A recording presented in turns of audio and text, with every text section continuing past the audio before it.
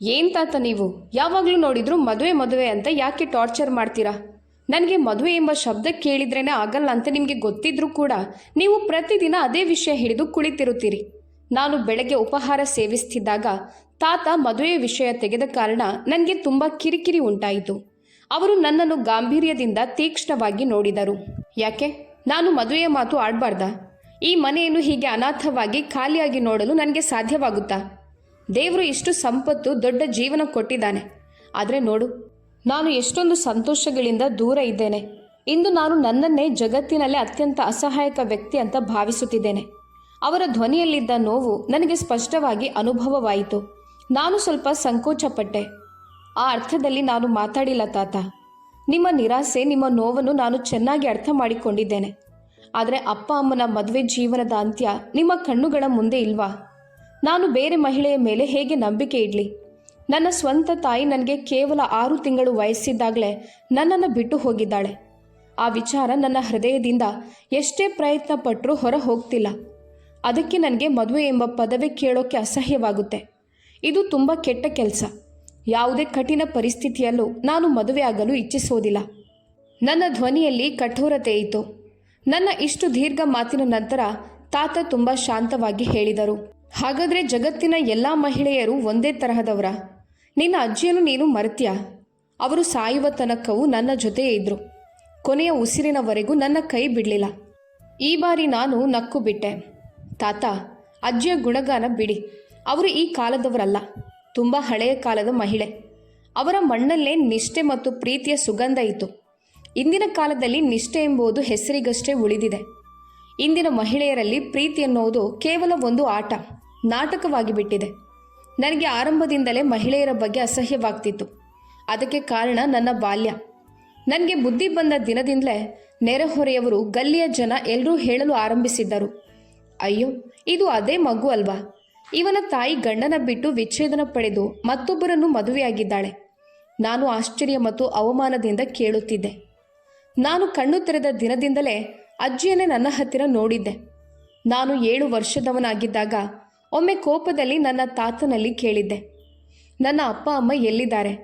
Parents ಮೀಟಿಂಗ್ನಲ್ಲಿ ಎಲ್ಲರ ಅಪ್ಪ ಅಮ್ಮ ಬರ್ತಾರೆ, ನನ್ನವರು ಮಾತ್ರ ಯಾಕೆ ಬರೋದಿಲ್ಲ? ಹೇಳಿ, ಅವರು ಎಲ್ಲಿದ್ದಾರೆ? ತಾತನ ಕಣ್ಣುಗಳು ತೇವಗೊಂಡಿದ್ದವು ಮತ್ತು ಅಜ್ಜಿ ಮೌನವಾಗಿದ್ದರು. ನನ್ನ ತಂದೆ ನನ್ನ ತಾಯಿಗೆ ವಿಚ್ಛೇದನ ನೀಡಿ ವಿದೇಶಕ್ಕೆ ಸ್ಥಳಾಂತರವಾಗಿ ಅಲ್ಲೇ ಯಾವುದೋ ಗೌರಿ ಮ್ಯಾಮ್ ಜೊತೆ ಮದುವೆಯಾಗಿ ತನ್ನ ಜೀವನದ ಹೊಸ ಪ್ರಯಾಣವನ್ನು ಆರಂಭಿಸಿದ್ದರು.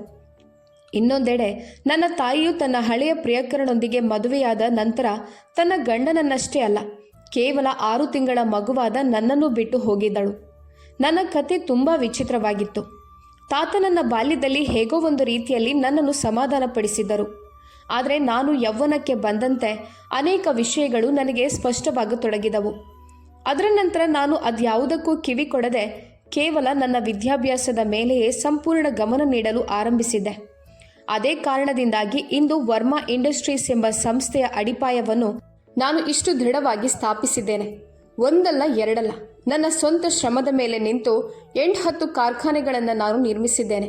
ನನ್ನ ಅಜ್ಜಿ ಮತ್ತು ತಾತ ಇಬ್ಬರೂ ನನ್ನ ಬೆಳವಣಿಗೆಯನ್ನು ನೋಡಿ ಸಂತೋಷಪಟ್ಟಿದ್ದರು. 4 ವರ್ಷಗಳ ಹಿಂದೆ ಅಜ್ಜಿ ಈ ಲೋಕವನ್ನು ತೊರೆದು ಹೋಗಿದ್ದರು. ನಾನು 32 ವರ್ಷದವನಾಗಿದ್ರೂ ಕೂಡ ಇನ್ನೂ ಮದುವೆ ಎಂಬ ವಿಷಯದ ಮೇಲೆ ಅಸಹ್ಯ ಹೊಂದಿದ್ದೆ.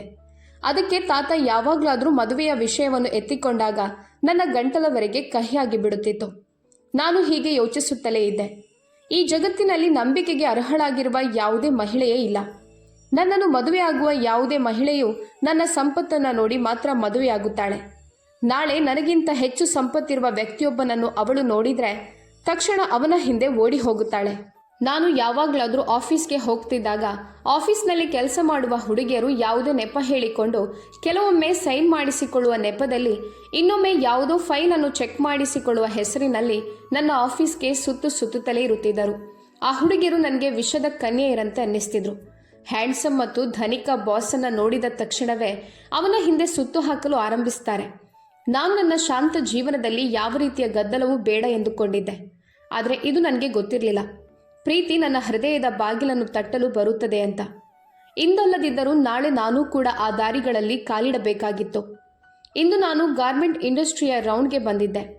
ಮ್ಯಾನೇಜರ್, ಡೈರೆಕ್ಟರ್ಗಳು ನನ್ನನ್ನು ನೋಡುತ್ತಿದ್ದಂತೆ ಎಲ್ಲರಿಗೂ ಕೈಕಾಲು ನಡುಗುತ್ತಿತ್ತು. ಆಫೀಸ್ನಲ್ಲಿ ಕುಳಿತು ಹೊಸದಾಗಿ ಸಿಗುವ ಕಾಂಟ್ರಾಕ್ಟ್ಗಳ ಬಗ್ಗೆ ನಾನು ಮಾತುಕತೆ ನಡೆಸ್ತಿದ್ದೆ. ಅಷ್ಟರಲ್ಲಿ ಮ್ಯಾನೇಜರ್ ಸ್ವಲ್ಪ ಹಿಂಜರಿದು ಹೇಳಲು ಪ್ರಾರಂಭಿಸಿದನು.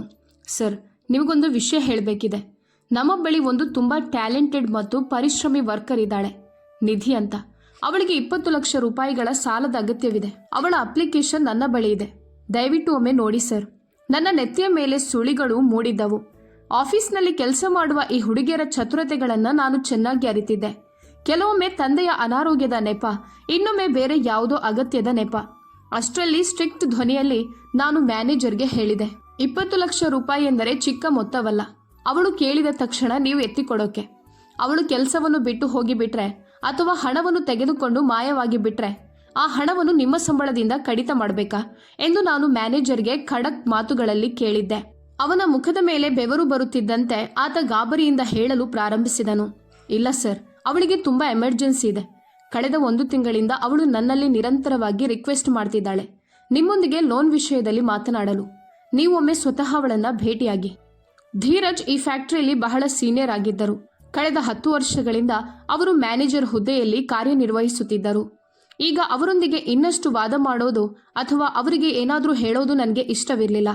ಅದಕ್ಕೆ ನಾನು ತಲೆಯಾಡಿಸುತ್ತಾ ಹೇಳಿದೆ, ಸರಿ, ಅವಳನ್ನು ಕರೆಯಿರಿ. ಈಗಲೇ ಗೊತ್ತಾಗುತ್ತೆ ಇದು ತುರ್ತು ಪರಿಸ್ಥಿತಿಯೋ ಅಥವಾ ಕೇವಲ ಸುಳ್ಳು ಸಹಾನುಭೂತಿಯ ನಾಟಕವೋ ಅಂತ. ನನ್ನ ಮಾತಿನಂತೆ ಮ್ಯಾನೇಜರ್ ತಕ್ಷಣವೇ ಹೊರಗೆ ಹೋದರು. ಆ ಹುಡುಗಿ ಕಣ್ಣುಗಳಲ್ಲಿ ನಿರೀಕ್ಷೆಯನ್ನ ಹಿಡಿದು ಸ್ವಲ್ಪ ಅಶಾಂತತೆಯೊಂದಿಗೆ ನಿಂತಿದ್ದಳು. ಮ್ಯಾನೇಜರ್ ತನ್ನ ಕಡೆ ಬರುತ್ತಿರುವುದನ್ನು ನೋಡಿ ಅವಳ ಹೃದಯದಲ್ಲಿ ಒಂದು ನಿರೀಕ್ಷೆ ಮೂಡಿತ್ತು. ಆದರೆ ಮ್ಯಾನೇಜರ್ ಹತ್ತಿರ ಬಂದ ತಕ್ಷಣವೇ ಅವಳಿಗೆ ಖಡಕ್ ಮಾತುಗಳಲ್ಲಿ ಹೇಳಿದರು, ನಿನ್ನ ಕಾರಣದಿಂದ ನಾನು ತುಂಬ ಅವಮಾನಕ್ಕೆ ಒಳಗಾಗಿದ್ದೇನೆ ಮಿಸ್ ನಿಧಿ. ನಾನು ಮೊದಲೇ ಹೇಳಿದ್ದೆ ಸರ್, ಇಂತಹ ವಿಷಯಗಳಲ್ಲಿ ತುಂಬ ಸ್ಟ್ರಿಕ್ಟ್ ಅಂತ. ಇದಕ್ಕೂ ಮೊದಲು ಇಲ್ಲಿ ಕೆಲಸ ಮಾಡುತ್ತಿದ್ದ ಹುಡುಗಿಯರು ಸುಳ್ಳು ಸಹಾನುಭೂತಿಯ ನೆಪದಲ್ಲಿ ಲಕ್ಷಾಂತರ ರೂಪಾಯಿ ಸಾಲ ತೆಗೆದುಕೊಂಡು ಕೆಲಸವನ್ನು ಬಿಟ್ಟು ಹೋಗಿದ್ದಾರೆ. ಮ್ಯಾನೇಜರ್ ಮಾಡಿದ ಅವಮಾನದಿಂದ ಆ ಹುಡುಗಿಯ ಕಣ್ಣುಗಳು ತೇವಗೊಂಡಿದ್ದವು. ಆದರೂ ಅವಳು ಹೇಳಿದಳು, ಆದರೆ ಸರ್, ನಾನು ಯಾವುದೇ ನೆಪವನ್ನು ಮಾಡಿಲ್ಲ. ನನ್ನ ಅಣ್ಣನ ಸಂಪೂರ್ಣ ಮೆಡಿಕಲ್ ಫೈಲನ್ನು ನಾನು ನಿಮಗೆ ತೋರಿಸಿದ್ದೇನೆ. ನನ್ನ ತುರ್ತು ಪರಿಸ್ಥಿತಿಯ ಕಾರಣ ಇಲ್ಲದಿದ್ದರೆ ನಾನು ಯಾವತ್ತೂ ಯಾರ ಮುಂದೆ ಕೈ ಚಾಚುವವಳೇ ಅಲ್ಲ.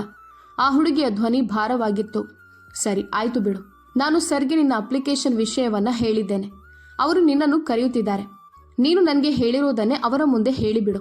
ಗಾಬರಿಯಾಗುವ ಅವಶ್ಯಕತೆ ಇಲ್ಲ. ಇಲ್ಲವಾದರೆ ಅವರು ನೀನು ಸುಳ್ಳು ಹೇಳ್ತಿದ್ಯಾ ಅಂತ ಭಾವಿಸುತ್ತಾರೆ. ಇದು ಕೇಳುತ್ತಿದ್ದಂತೆಯೇ ನಿಧಿ ಹೆದರಿ ಬಿಟ್ಟಳು. ಈವರೆಗೆ ಆ ಫ್ಯಾಕ್ಟರಿಯ ಓನರ್ನ ಆಫೀಸ್ಗೆ ಅವಳು ಹೋಗಿರಲಿಲ್ಲ. 1 ವರ್ಷದಿಂದ ಅವಳು ಈ ಫ್ಯಾಕ್ಟರಿಯಲ್ಲಿ ಕೆಲಸ ಮಾಡ್ತಿದ್ರು.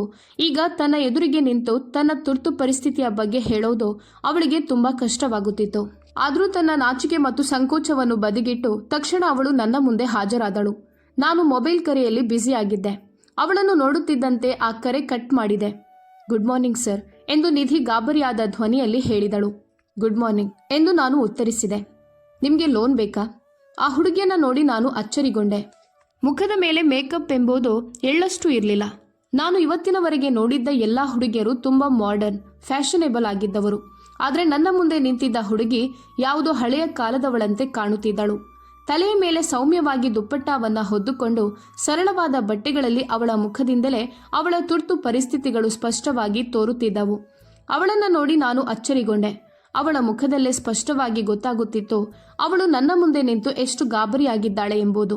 ಅವಳಿಗೆ ಮಾತನಾಡುವುದಕ್ಕೂ ತುಂಬ ಕಷ್ಟವಾಗುತ್ತಿತ್ತು. ಸರ್, ಅವನು ನನ್ನ ಅಣ್ಣ. ಅವನ ಆರೋಗ್ಯ ಸರಿಯಿಲ್ಲ. ಅವನು ನನಗಿಂತ ದೊಡ್ಡವನು. ಅವನಿಗೆ ಆಪರೇಷನ್ ಮಾಡಿಸಬೇಕು. ಇನ್ನೊಂದು ತಿಂಗಳಲ್ಲಿ ಶಸ್ತ್ರಚಿಕಿತ್ಸೆ ಇದೆ. ಅವನ ಶಸ್ತ್ರಚಿಕಿತ್ಸೆಗೆ ಸುಮಾರು 20 ಲಕ್ಷ ರೂಪಾಯಿ ಖರ್ಚಾಗುತ್ತದೆ. ಅದಕ್ಕೆ ನಾನು ಲೋನ್ಗಾಗಿ ಅಪ್ಲಿಕೇಶನ್ ಕೊಟ್ಟಿದ್ದೆ. ಅವಳು ನಿಂತು ನಿಂತು ಮಾತನಾಡುತ್ತಿದ್ದಳು. ಅವಳು ತುಂಬ ಹೆಚ್ಚು ಗಾಬರಿಯಾಗಿದ್ದಳು. ಒಂದು ಸಲವೂ ಕಣ್ಣೆತ್ತಿ ಎದುರಿಗೆ ಕುಳಿತಿದ್ದ ನನ್ನತ್ತ ನೋಡಲಿಲ್ಲ. ನೋಡು, ಇಷ್ಟು ದೊಡ್ಡ ಮೊತ್ತವನ್ನು ನಾನು ನಿನಗೆ ಕೊಡಬಹುದು. ಆದರೆ ನೀನು ಹಣ ತೆಗೆದುಕೊಂಡ ತಕ್ಷಣವೇ ಕೆಲಸ ಬಿಟ್ಟು ಹೋದ್ರೆ, ನೀನು ಹೇಳುತ್ತಿರುವ ಈ ತುರ್ತು ಪರಿಸ್ಥಿತಿಗಳು ಎಲ್ಲವೂ ಸುಳ್ಳಾಗಿದ್ರೆ ಅಥವಾ ನೆಪವಾಗಿದ್ರೆ.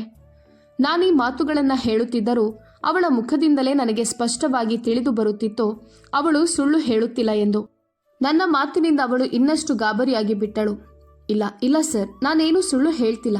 ನಾನು ಧೀರಜ್ ಸರ್ಗೆ ನನ್ನ ಅಣ್ಣನ ಎಲ್ಲ ಮೆಡಿಕಲ್ ರಿಪೋರ್ಟ್ಸ್ಗಳು ಮತ್ತು ಅವನ ಸ್ಥಿತಿಯ ಬಗ್ಗೆ ಎಲ್ಲವನ್ನೂ ಹೇಳಿದ್ದೇನೆ.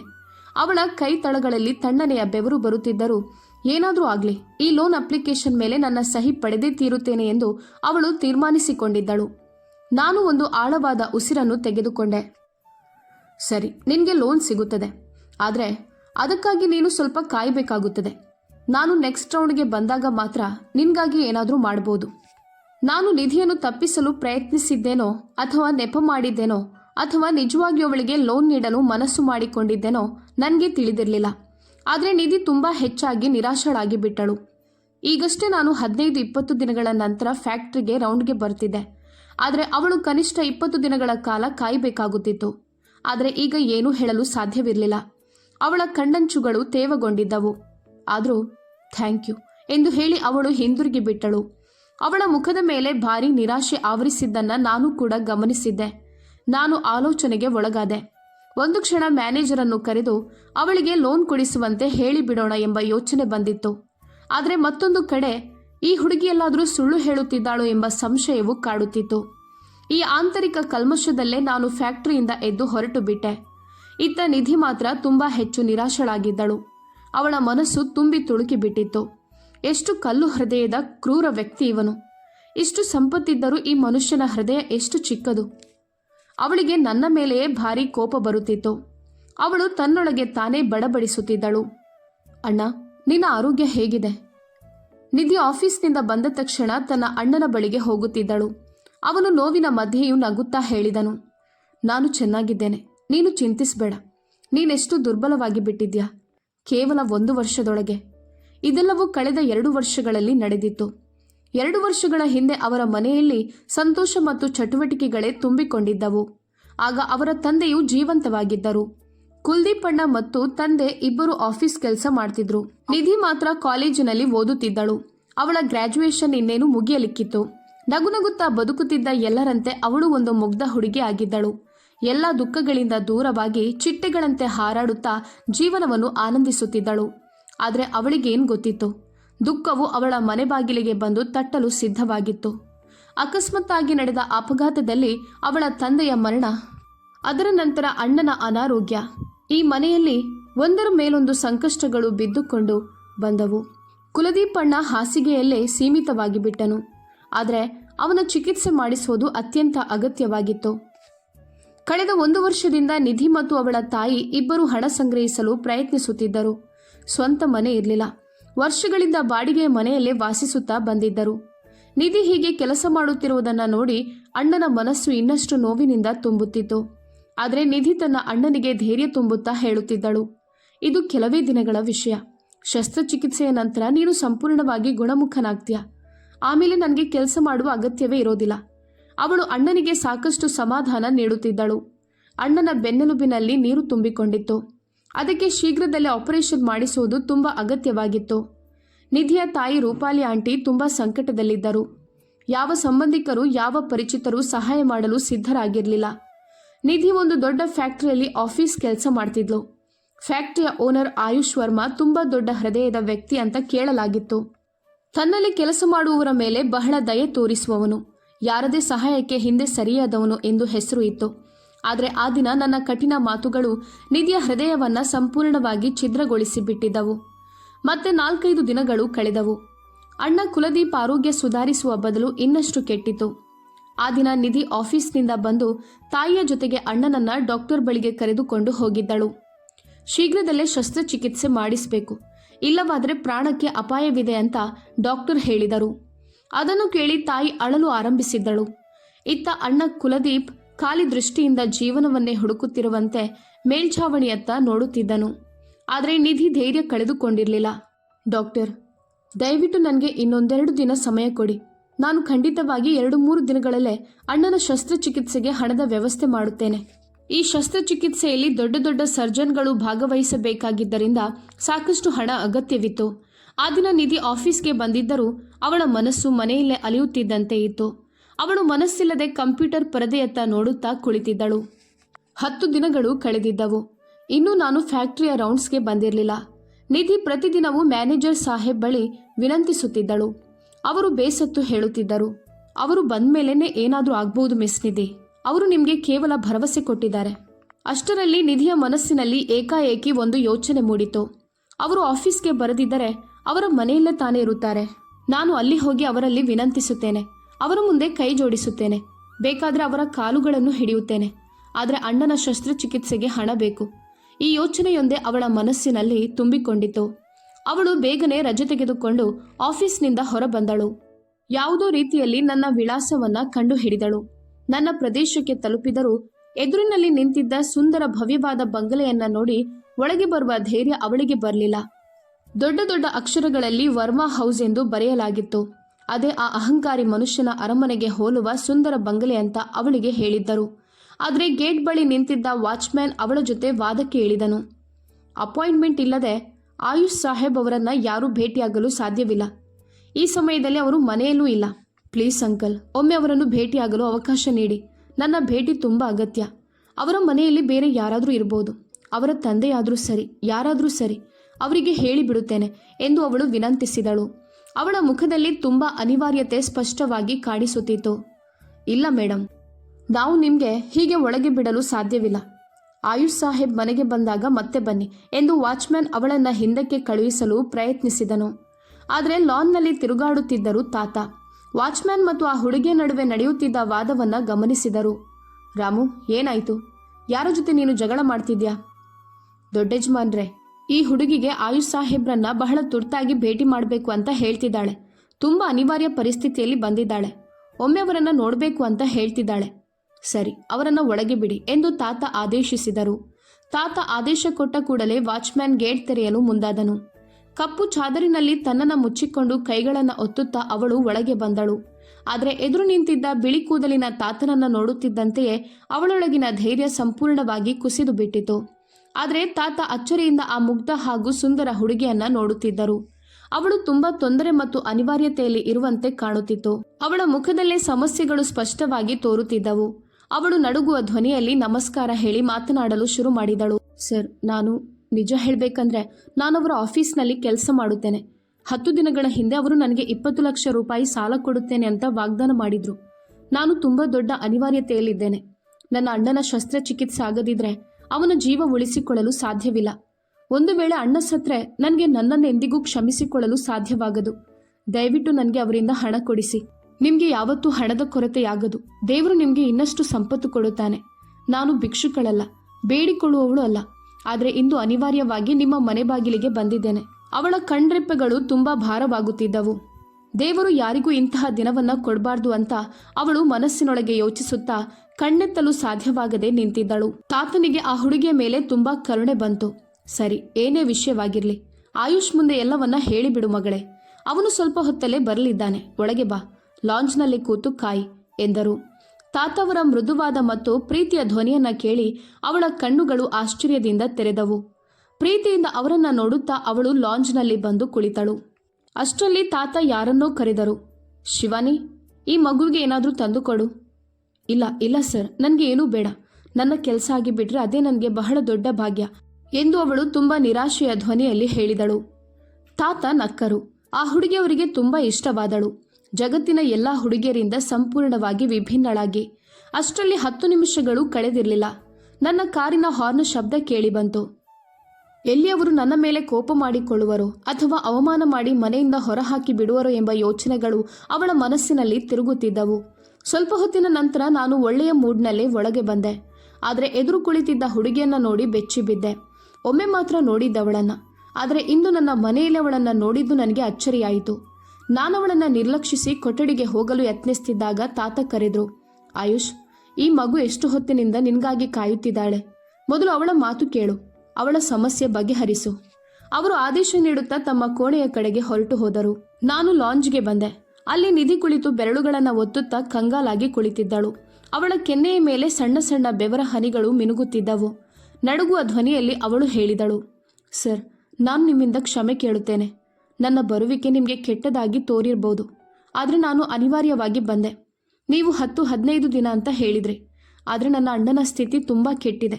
ನನಗೆ ಹಣ ತುಂಬ ಅಗತ್ಯ. ಅವಳ ಮುಖದಿಂದಲೇ ಅವಳ ಅನಿವಾರ್ಯತೆಗಳು ಕಂಡು ಬರುತ್ತಿದ್ದವು. ಸರಿ, ನಾನು ಮ್ಯಾನೇಜರ್ಗೆ ಫೋನ್ ಮಾಡುತ್ತೇನೆ. ನಾಳೆ ನೀವು ಹಣ ತೆಗೆದುಕೊಳ್ಳಿ ಎಂದು ಹೇಳಿದೆ. ನಿಧಿಯ ಮುಖ ಸಂತೋಷದಿಂದ ಅರಳಿ ಬಿಟ್ಟಿತ್ತು. Thank you sir, thank you so much sir. ಈ ಉಪಕಾರವನ್ನು ನಾನು ಜೀವನ ಪೂರ್ತಿ ಮರೆಯಲ್ಲ. ನಾನು ಬೇಗನೆ ನಿಮ್ಮ ಹಣವನ್ನು ಮರಳಿ ಕೊಡುತ್ತೇನೆ. ನಾನೆಂದಿಗೂ ನಿಮ್ಮನ್ನು ಹಣದ ವಿಷಯದಲ್ಲಿ ಮೋಸ ಮಾಡೋದಿಲ್ಲ ಎಂದು ತುಂಬ ಸಂತೋಷದಿಂದ ಹೇಳಿದಳು. ನಾನು ತಲೆ ಆಡಿಸಿದೆ. ಅವಳ ಹೊಳೆಯುವ ಕಣ್ಣುಗಳನ್ನು ನೋಡಿ ನಾನು ಅಚ್ಚರಿಗೊಂಡು ನಿಂತಿದ್ದೆ. ಅವಳಿಗೆ ಜಗತ್ತಿನ ಎಲ್ಲ ಸಂತೋಷವೂ ಸಿಕ್ಕಂತೆ ತೋರುತ್ತಿತ್ತು. ಥ್ಯಾಂಕ್ ಯು ಎಂದು ಹೇಳಿ ಅವಳು ತಕ್ಷಣವೇ ಹೊರಟು ಹೋದಳು. ಆದರೆ ಅವಳ ಸುಗಂಧವೊಂದು ಎಲ್ಲೆಡೆ ಹರಡಿದಂತೆ ಅನ್ನಿಸಿತು. ಅಷ್ಟರಲ್ಲಿ ನನ್ನ ಹಿಂದೆ ತಾತನ ಧ್ವನಿ ಕೇಳಿಬಂತು. ಹೋಗಿಬಿಟ್ಲಾ ಮಗು? ಇಂದು ಸಂಜೆ ಕೆಲವು ಅತಿಥಿಗಳು ಬರುತ್ತಿದ್ದಾರೆ. ಯಾವ ಅತಿಥಿಗಳು ಎಂದು ನಾನು ಗಾಬರಿಯಿಂದ ಕೇಳಿದೆ. ರಮೇಶ್ನ ಮಗ ತನ್ನ ಹೆಂಡತಿಯ ಜೊತೆ ಬರುತ್ತಾನೆ. ಅವನ ಮಗಳು ಬರುತ್ತಾಳೆ, ತನಿಷಾ.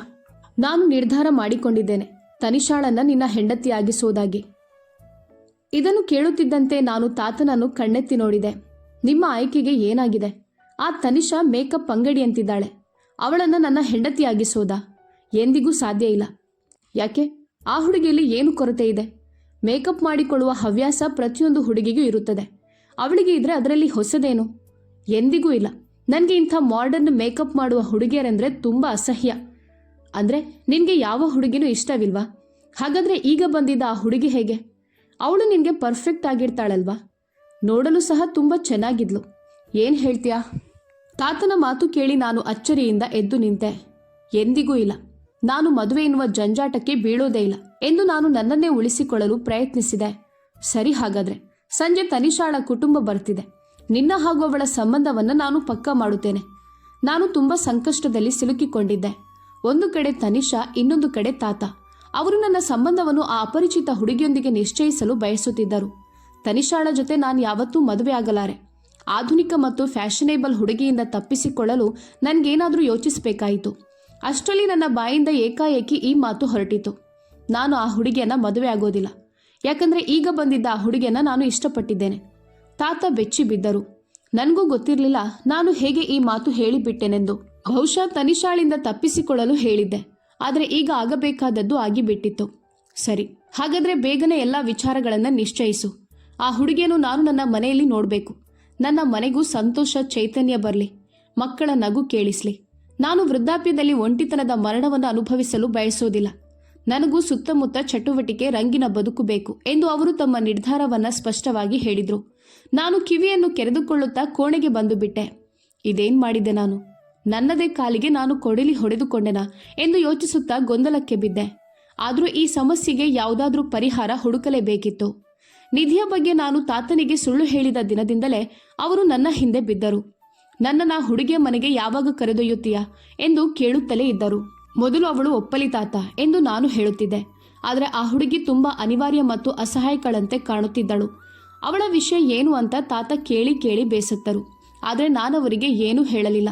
ಅವಳ ವೇಷಭೂಷಣದಿಂದಲೇ ಅವಳು ಮಧ್ಯಮ ವರ್ಗದ ಕುಟುಂಬದಿಂದ ಬಂದವಳಂತೆ ತೋರುತ್ತಿದ್ದಳು. ಬಹುಶಃ ಅವಳ ಅಣ್ಣ ಅನಾರೋಗ್ಯಕ್ಕೀಡಾಗಿದ್ದ. ಅವಳು ಹೇಳಿದ್ದ ಮಾತನ್ನ ತಾತ ಮರೆತೇ ಬಿಟ್ಟಿದ್ದರು. ಆದರೆ ನಿಧಿಗೆ ಮಾತ್ರ 20 ಲಕ್ಷ ರೂಪಾಯಿ ಎಂದರೆ ಜಗತ್ತಿನ ಎಲ್ಲ ಸಂಪತ್ತಿನಂತೆ ಅನಿಸಿತ್ತು. 2 ದಿನಗಳಲ್ಲೇ ಅವಳ ಅಣ್ಣನ ಆಪರೇಷನ್ ನಡೆಯಿತು. ಉತ್ತಮ ವೈದ್ಯರು ಯಶಸ್ವಿಯಾಗಿ ಶಸ್ತ್ರಚಿಕಿತ್ಸೆ ಮಾಡಿ ಅವನ ಜೀವ ಉಳಿಸಿದ್ರು. ಈಗ ಅವನು ವೇಗವಾಗಿ ಚೇತರಿಸಿಕೊಳ್ಳುತ್ತಿದ್ದನು.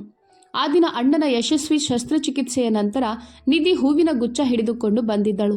ಆ ದಿನ ಒಂದು ಮಹತ್ವದ ಮೀಟಿಂಗ್ ಇತ್ತು. ನಾನು ಖಂಡಿತ ಫ್ಯಾಕ್ಟರಿಯ ರೌಂಡ್ಸ್ಗೆ ಬರುತ್ತೇನೆ ಎಂಬ ನಂಬಿಕೆ ಅವಳಿಗಿತ್ತು. ಅವಳು ನನಗೆ ಥ್ಯಾಂಕ್ ಯು ಹೇಳಬೇಕೆಂದಿದ್ದಳು. ಸಾಲ ನೀಡಿ ಅವಳ ಅಣ್ಣನ ಜೀವ ಉಳಿಸಿದಷ್ಟೇ ಅಲ್ಲ, ಅವಳ ಮೇಲೆ ನಂಬಿಕೆ ಇಟ್ಟಿದ್ದಕ್ಕಾಗಿ. ನಾನು ಮೀಟಿಂಗ್ ಮುಗಿಸಿ ಹೊರಬರುತ್ತಿದ್ದಾಗ ಬಾಗಿಲಲ್ಲಿ ಸ್ವಲ್ಪ ಶಬ್ದ ಕೇಳಿ ತಲೆ ಎತ್ತಿದೆ. ಎದುರು ನಿಂತಿದ್ದ ಆ ಹುಡುಗಿಯನ್ನ ನೋಡಿ ನಾನು ಅಚ್ಚರಿಗೊಂಡೆ. ಕಣ್ಣುಗಳಲ್ಲಿ ಹೊಳಪು, ಕೈಗಳಲ್ಲಿ ಹೂ ಹಿಡಿದು ಸಂಕುಚಿತವಾಗಿ ನನ್ನ ಎದುರು ನಿಂತಿದ್ದಳು. ಪಕ್ಕದಲ್ಲೇ ನಿಂತಿದ್ದ ಮ್ಯಾನೇಜರ್ ತಕ್ಷಣ ಹೇಳಿದರು, ಸರ್, ಮಿಸ್ ನಿಧಿ ನಿಮಗೆ ಥ್ಯಾಂಕ್ ಯು ಹೇಳಲು ಬಂದಿದ್ದಾರೆ. ಅವರ ಅಣ್ಣನ ಆಪರೇಷನ್ ಯಶಸ್ವಿಯಾಗಿದೆ ಅಂತೆ. ಹೀಗೆ ಹೇಳಿ ಮ್ಯಾನೇಜರ್ ಹೊರಗೆ ಹೋಗಿಬಿಟ್ಟರು. ನಿಧಿ ಸಂತೋಷದಿಂದ ಹೇಳಿದಳು, ಸರ್, ನಾನು ನಿಮಗೆ ಹೇಗೆ ಧನ್ಯವಾದ ಹೇಳಲಿ? ನೀವು ತುಂಬ ಒಳ್ಳೆಯವರು, ದಯಾಳು ಮನುಷ್ಯ. ನಿಮ್ಮ ಉಪಕಾರವನ್ನು ನಾನು ಜೀವನ ಪೂರ್ತಿ ಮರೆಯಲ್ಲ. ಅದಕ್ಕಾಗಿ ನಿಮಗೆ ಥ್ಯಾಂಕ್ ಯು ಹೇಳಲು ಬಂದಿದ್ದೇನೆ. ಅವಳು ತುಂಬ ಸಂತೋಷದಲ್ಲಿದ್ದಳು. ಆದರೆ ನಾನು ಆಳವಾದ ಚಿಂತೆಯಲ್ಲಿ ಮುಳುಗಿದ್ದೆ. ತಾತ ನನ್ನನ್ನು ತುಂಬ ಕಾಡಿಸುತ್ತಿದ್ದರು. ನಾನೆಷ್ಟು ದಿನ ಸುಳ್ಳು ಹೇಳಲು ಸಾಧ್ಯ? ಈಗ ಈ ಸುಳ್ಳಿನ ಭಾರವನ್ನು ಹೊರುವ ಸಮಯ ಬಂದಿತ್ತು. ನಾನು ನಿಧಿಯತ್ತ ಗಂಭೀರವಾಗಿ ನೋಡಿದೆ. ನಂತರ ಶಾಂತ ಧ್ವನಿಯಲ್ಲಿ ಹೇಳಿದೆ, ನಿಮ್ಮ ಅಣ್ಣನ ಶಸ್ತ್ರಚಿಕಿತ್ಸೆ ಯಶಸ್ವಿಯಾದದ್ದು ಕೇಳಿ ನನಗೆ ತುಂಬ ಸಂತೋಷವಾಗಿದೆ. ಆದರೆ ಇದರ ಬದಲಾಗಿ ನಾನು ನಿಮ್ಮಿಂದ ಒಂದು ಕೆಲಸ ಕೇಳಿದರೆ ನೀವು ಮಾಡುತ್ತೀರಾ ಮಿಸ್ ನಿಧಿ? ಅವಳು ಸ್ವಲ್ಪ ಹಿಂಜರಿದಳು. ಹಾಂ ಸರ್, ಯಾಕೆ ಮಾಡಲ್ಲ? ಸಾಧ್ಯವಾಗೋದಾದರೆ ನಿಮ್ಮ ಮಾತಿಗೆ ನಾನು ಎಂದಿಗೂ ನಿರಾಕರಿಸೋದಿಲ್ಲ. ನೀವು ನನಗೆ ತುಂಬ ದೊಡ್ಡ ಉಪಕಾರ ಮಾಡಿದ್ದೀರಾ. ಅದಕ್ಕೆ ಪ್ರತಿಫಲ ನೀಡುವ ಅವಕಾಶ ಸಿಕ್ಕರೆ ನಾನು ಹಿಂದೆ ಸರಿಯೋದಿಲ್ಲ. ಅವಳ ಮಾತು ಕೇಳಿ ನನಗೆ ನಗು ಬಂತು. ಸರಿ, ಹಾಗಾದ್ರೆ ಇಂದು ನಾನು ನಿಮ್ಮೊಂದಿಗೆ ಒಂದು ಮಹತ್ವದ ವಿಷಯ ಮಾತನಾಡಬೇಕು. ನನಗೆ ನಿಜವಾಗಿ ಹೇಳಬೇಕಂದ್ರೆ ಮದುವೆ ಎನ್ನುವ ವಿಷಯವೇ ಅಸಹ್ಯ. ಆದರೆ ನನ್ನ ತಾತ, ನಾನು ನನ್ನ ಪ್ರಾಣಕ್ಕಿಂತ ಹೆಚ್ಚು ಪ್ರೀತಿಸುವವರು, ಅವರಿಗೆ ನನ್ನ ಮದುವೆ ತಕ್ಷಣ ಆಗಬೇಕು. ಅವರನ್ನಷ್ಟೇ ಸಂತೋಷಪಡಿಸಲು ನಾನು ಯಾರೊಂದಿಗಾದರೂ ಕಾಂಟ್ರಾಕ್ಟ್ ಮ್ಯಾರೇಜ್ ಮಾಡಿಕೊಳ್ಳಲು ಬಯಸುತ್ತೇನೆ. ನಂತರ ಸುಲಭವಾಗಿ ಈ ಸಂಬಂಧದಿಂದ ಮುಕ್ತನಾಗಲು. ಈ ಕಾಂಟ್ರಾಕ್ಟ್ ಕೇವಲ 1 ವರ್ಷದ್ದು. ಅದರ ಬದಲಾಗಿ ನಿಮ್ಮ ಸಂಪೂರ್ಣ ಲೋನನ್ನು ನಾನು ಮನ್ನಾ ಮಾಡುತ್ತೇನೆ. ಈ ವಿಷಯದಲ್ಲಿ ನೀವು ನನಗೆ ಸಹಕರಿಸ್ತೀರಾ? ನಿಧಿ ಬೆಚ್ಚಿ ಬಿದ್ದು ನಿಂತಿದ್ದಳು. ಇಂಥ ಮಾತನ್ನ ಕೇಳುವ ನಿರೀಕ್ಷೆಯು ಅವಳಿಗೆ ಇರಲಿಲ್ಲ. ಅವಳ ಕಣ್ಣುಗಳಲ್ಲಿ ಅಚ್ಚರಿ ಎಷ್ಟೊಂದು ತುಂಬಿಕೊಂಡಿತ್ತು ಎಂದರೆ ಅವಳು ಕಣ್ಣೆಲೆಯನ್ನು ಮಿಟಿಕಿಸುತ್ತಿರಲಿಲ್ಲ. ಅಣ್ಣ ಆರೋಗ್ಯವಾಗಿ ಬಿಟ್ಟರೂ ಸಹ ಈ ಸಾಲವನ್ನು ತೀರಿಸಲು ಬಹಳ ಕಾಲ ಬೇಕಾಗುತ್ತದೆ ಎಂಬುದು ಅವಳಿಗೆ ಗೊತ್ತಿತ್ತು. ಇನ್ನು ಅನೇಕ ಅನಿವಾರ್ಯತೆಗಳು, ತೊಂದರೆಗಳು ಬಾಯಿ ತೆರೆದು ನಿಂತಿದ್ದವು. ಎಲ್ಲ ಹಣವು ಅವಳ ಅಣ್ಣನ ಚಿಕಿತ್ಸೆಗೆ ಖರ್ಚಾಗಿತ್ತು. ಆದರೆ ಈ ಸಾಲದ ಚಿಂತೆಯು ಅವಳಿಗೂ ಅವಳ ತಾಯಿಗೂ ಇತ್ತು. ಜೊತೆಗೆ ಅವಳ ಮದುವೆಯ ಚಿಂತೆಯೂ ಇದ್ದೇ ಇತ್ತು. 1 ವರ್ಷದ ಮ್ಯಾರೇಜ್ ಕಾಂಟ್ರಾಕ್ಟ್ಗೆ ಸಾಲವನ್ನು ಮನ್ನಾ ಮಾಡೋದಕ್ಕೆ ಅವರು ಸಿದ್ಧರಾಗಿದ್ದರೆ ಈ ಅವಕಾಶವನ್ನು ಕೈ ಬಿಡಬಾರ್ದು ಅಂತ ಅವಳಿಗೆ ಅನಿಸಿತು. ಅವಳು ನಿಂತಲ್ಲೇ ಅನೇಕ ವಿಚಾರಗಳನ್ನು ಯೋಚಿಸಲು ಆರಂಭಿಸಿದಳು. ಅವಳು ತನ್ನ ಬೆರಳುಗಳನ್ನು ಪರಸ್ಪರ ಒರಳಾಡಿಸುತ್ತಿದ್ದಳು ಮತ್ತು ಅವಳ ದೇಹದಲ್ಲಿ ಅಜ್ಞಾತವಾದ ಕಂಪನ ಉಂಟಾಗುತ್ತಿತ್ತು. ಸರ್, ನಿಜವಾಗಿ ಈ ಕಾಂಟ್ರಾಕ್ಟ್ಗಾಗಿ ನೀವು ನನ್ನ ಸಾಲವನ್ನು ಮನ್ನಾ ಮಾಡ್ತೀರಾ? 20 ಲಕ್ಷ ಅಂದರೆ ತುಂಬ ದೊಡ್ಡ ಮೊತ್ತ ಎಂದು ಅವಳು ಮುಗ್ಧವಾಗಿ ಕೇಳಿದಳು. ಯಾಕೆಂದು ಗೊತ್ತಿಲ್ಲ, ಅವಳಲ್ಲಿ ನನಗೆ ಏನೋ ವಿಶೇಷವಾಗಿ ಕಾಣಿಸಿತು. ಕೆಲವೊಮ್ಮೆ ಸಂತೋಷದಿಂದ ತುಂಬಿದ ಕಣ್ಣುಗಳು, ಮತ್ತೆ ಕೆಲವೊಮ್ಮೆ ಅಸಹಾಯಕತೆಯಿಂದ ತುಂಬಿದ ದೃಷ್ಟಿ, ಕೆಲವೊಮ್ಮೆ ನಂಬಲಾಗದ ನೋಟ, ಮತ್ತೆ ಕೆಲವೊಮ್ಮೆ ಆತಂಕದ ಕಣ್ಣುಗಳು. ಅವಳು ಒಂದು ವಿಚಿತ್ರವಾದ ಸೌಂದರ್ಯವನ್ನ ಹೊಂದಿದ್ದಳು. ಹೌದು, ನಾನು ನನ್ನ ಮಾತಿನಿಂದ ಹಿಂದೆ ಸರಿಯುವುದಿಲ್ಲ. ಹಾಗಾದ್ರೆ ನಿಮ್ಗೆ ನನ್ನ ಬೇಡಿಕೆಯಲ್ಲಿ ಯಾವುದೇ ಸಮಸ್ಯೆ ಇಲ್ವಲ್ಲ?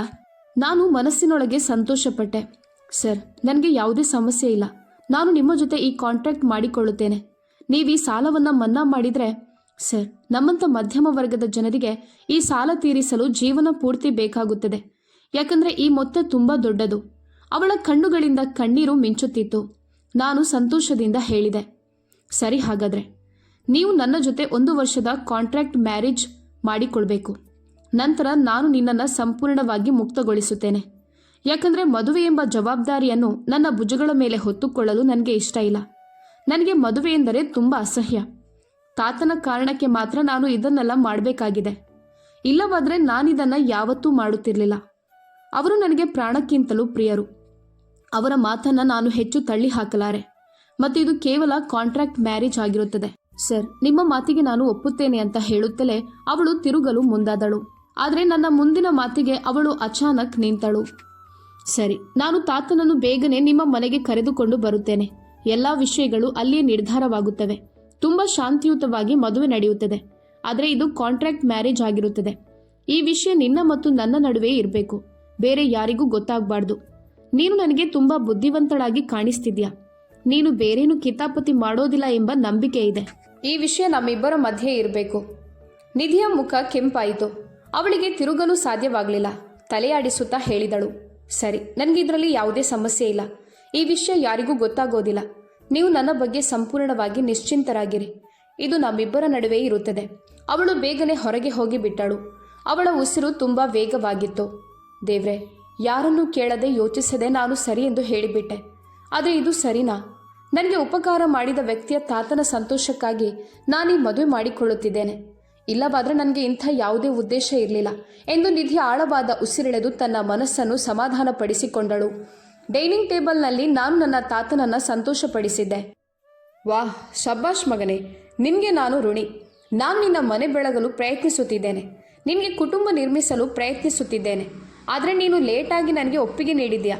ನಾನು ನಿನಗೆ ಎಷ್ಟೋ ಬಾರಿ ಹೇಳಿದ್ದೇನೆ, ಎಲ್ಲ ಮಹಿಳೆಯರು ನಿನ್ನ ತಾಯಿಯಂತೆ ಇರಲ್ಲ. ಕೆಲವರು ನಿನ್ನ ಅಜ್ಜಿ ಹಾಗೆ ಇರುತ್ತಾರೆ. ಆದರೆ ನಿನ್ನ ತಲೆಗೆ ಏನೂ ಹೋಗುತ್ತಿರಲಿಲ್ಲ ಎಂದು ಅವರು ಕೋಪದಿಂದ ಗುಣುಗಿದರು. ನಂತರ ನಿರ್ಲಕ್ಷ್ಯವಾಗಿ ಹೇಳಿದರು, ಸರಿ ಬಿಡು, ನಿನ್ನ ಮಾತುಗಳಿಂದ ನನಗೆ ಯಾವುದೇ ಬೇಜಾರಿಲ್ಲ. ನೀನು ಮದುವೆ ಯಾವಾಗ ಮಾಡುವ ಇರಾದೆ ಹೊಂದಿದ್ದೀಯ ಅಂತ ಹೇಳು. ಹುಡುಗಿ ಚೆನ್ನಾಗಿದ್ದಾಳೆ.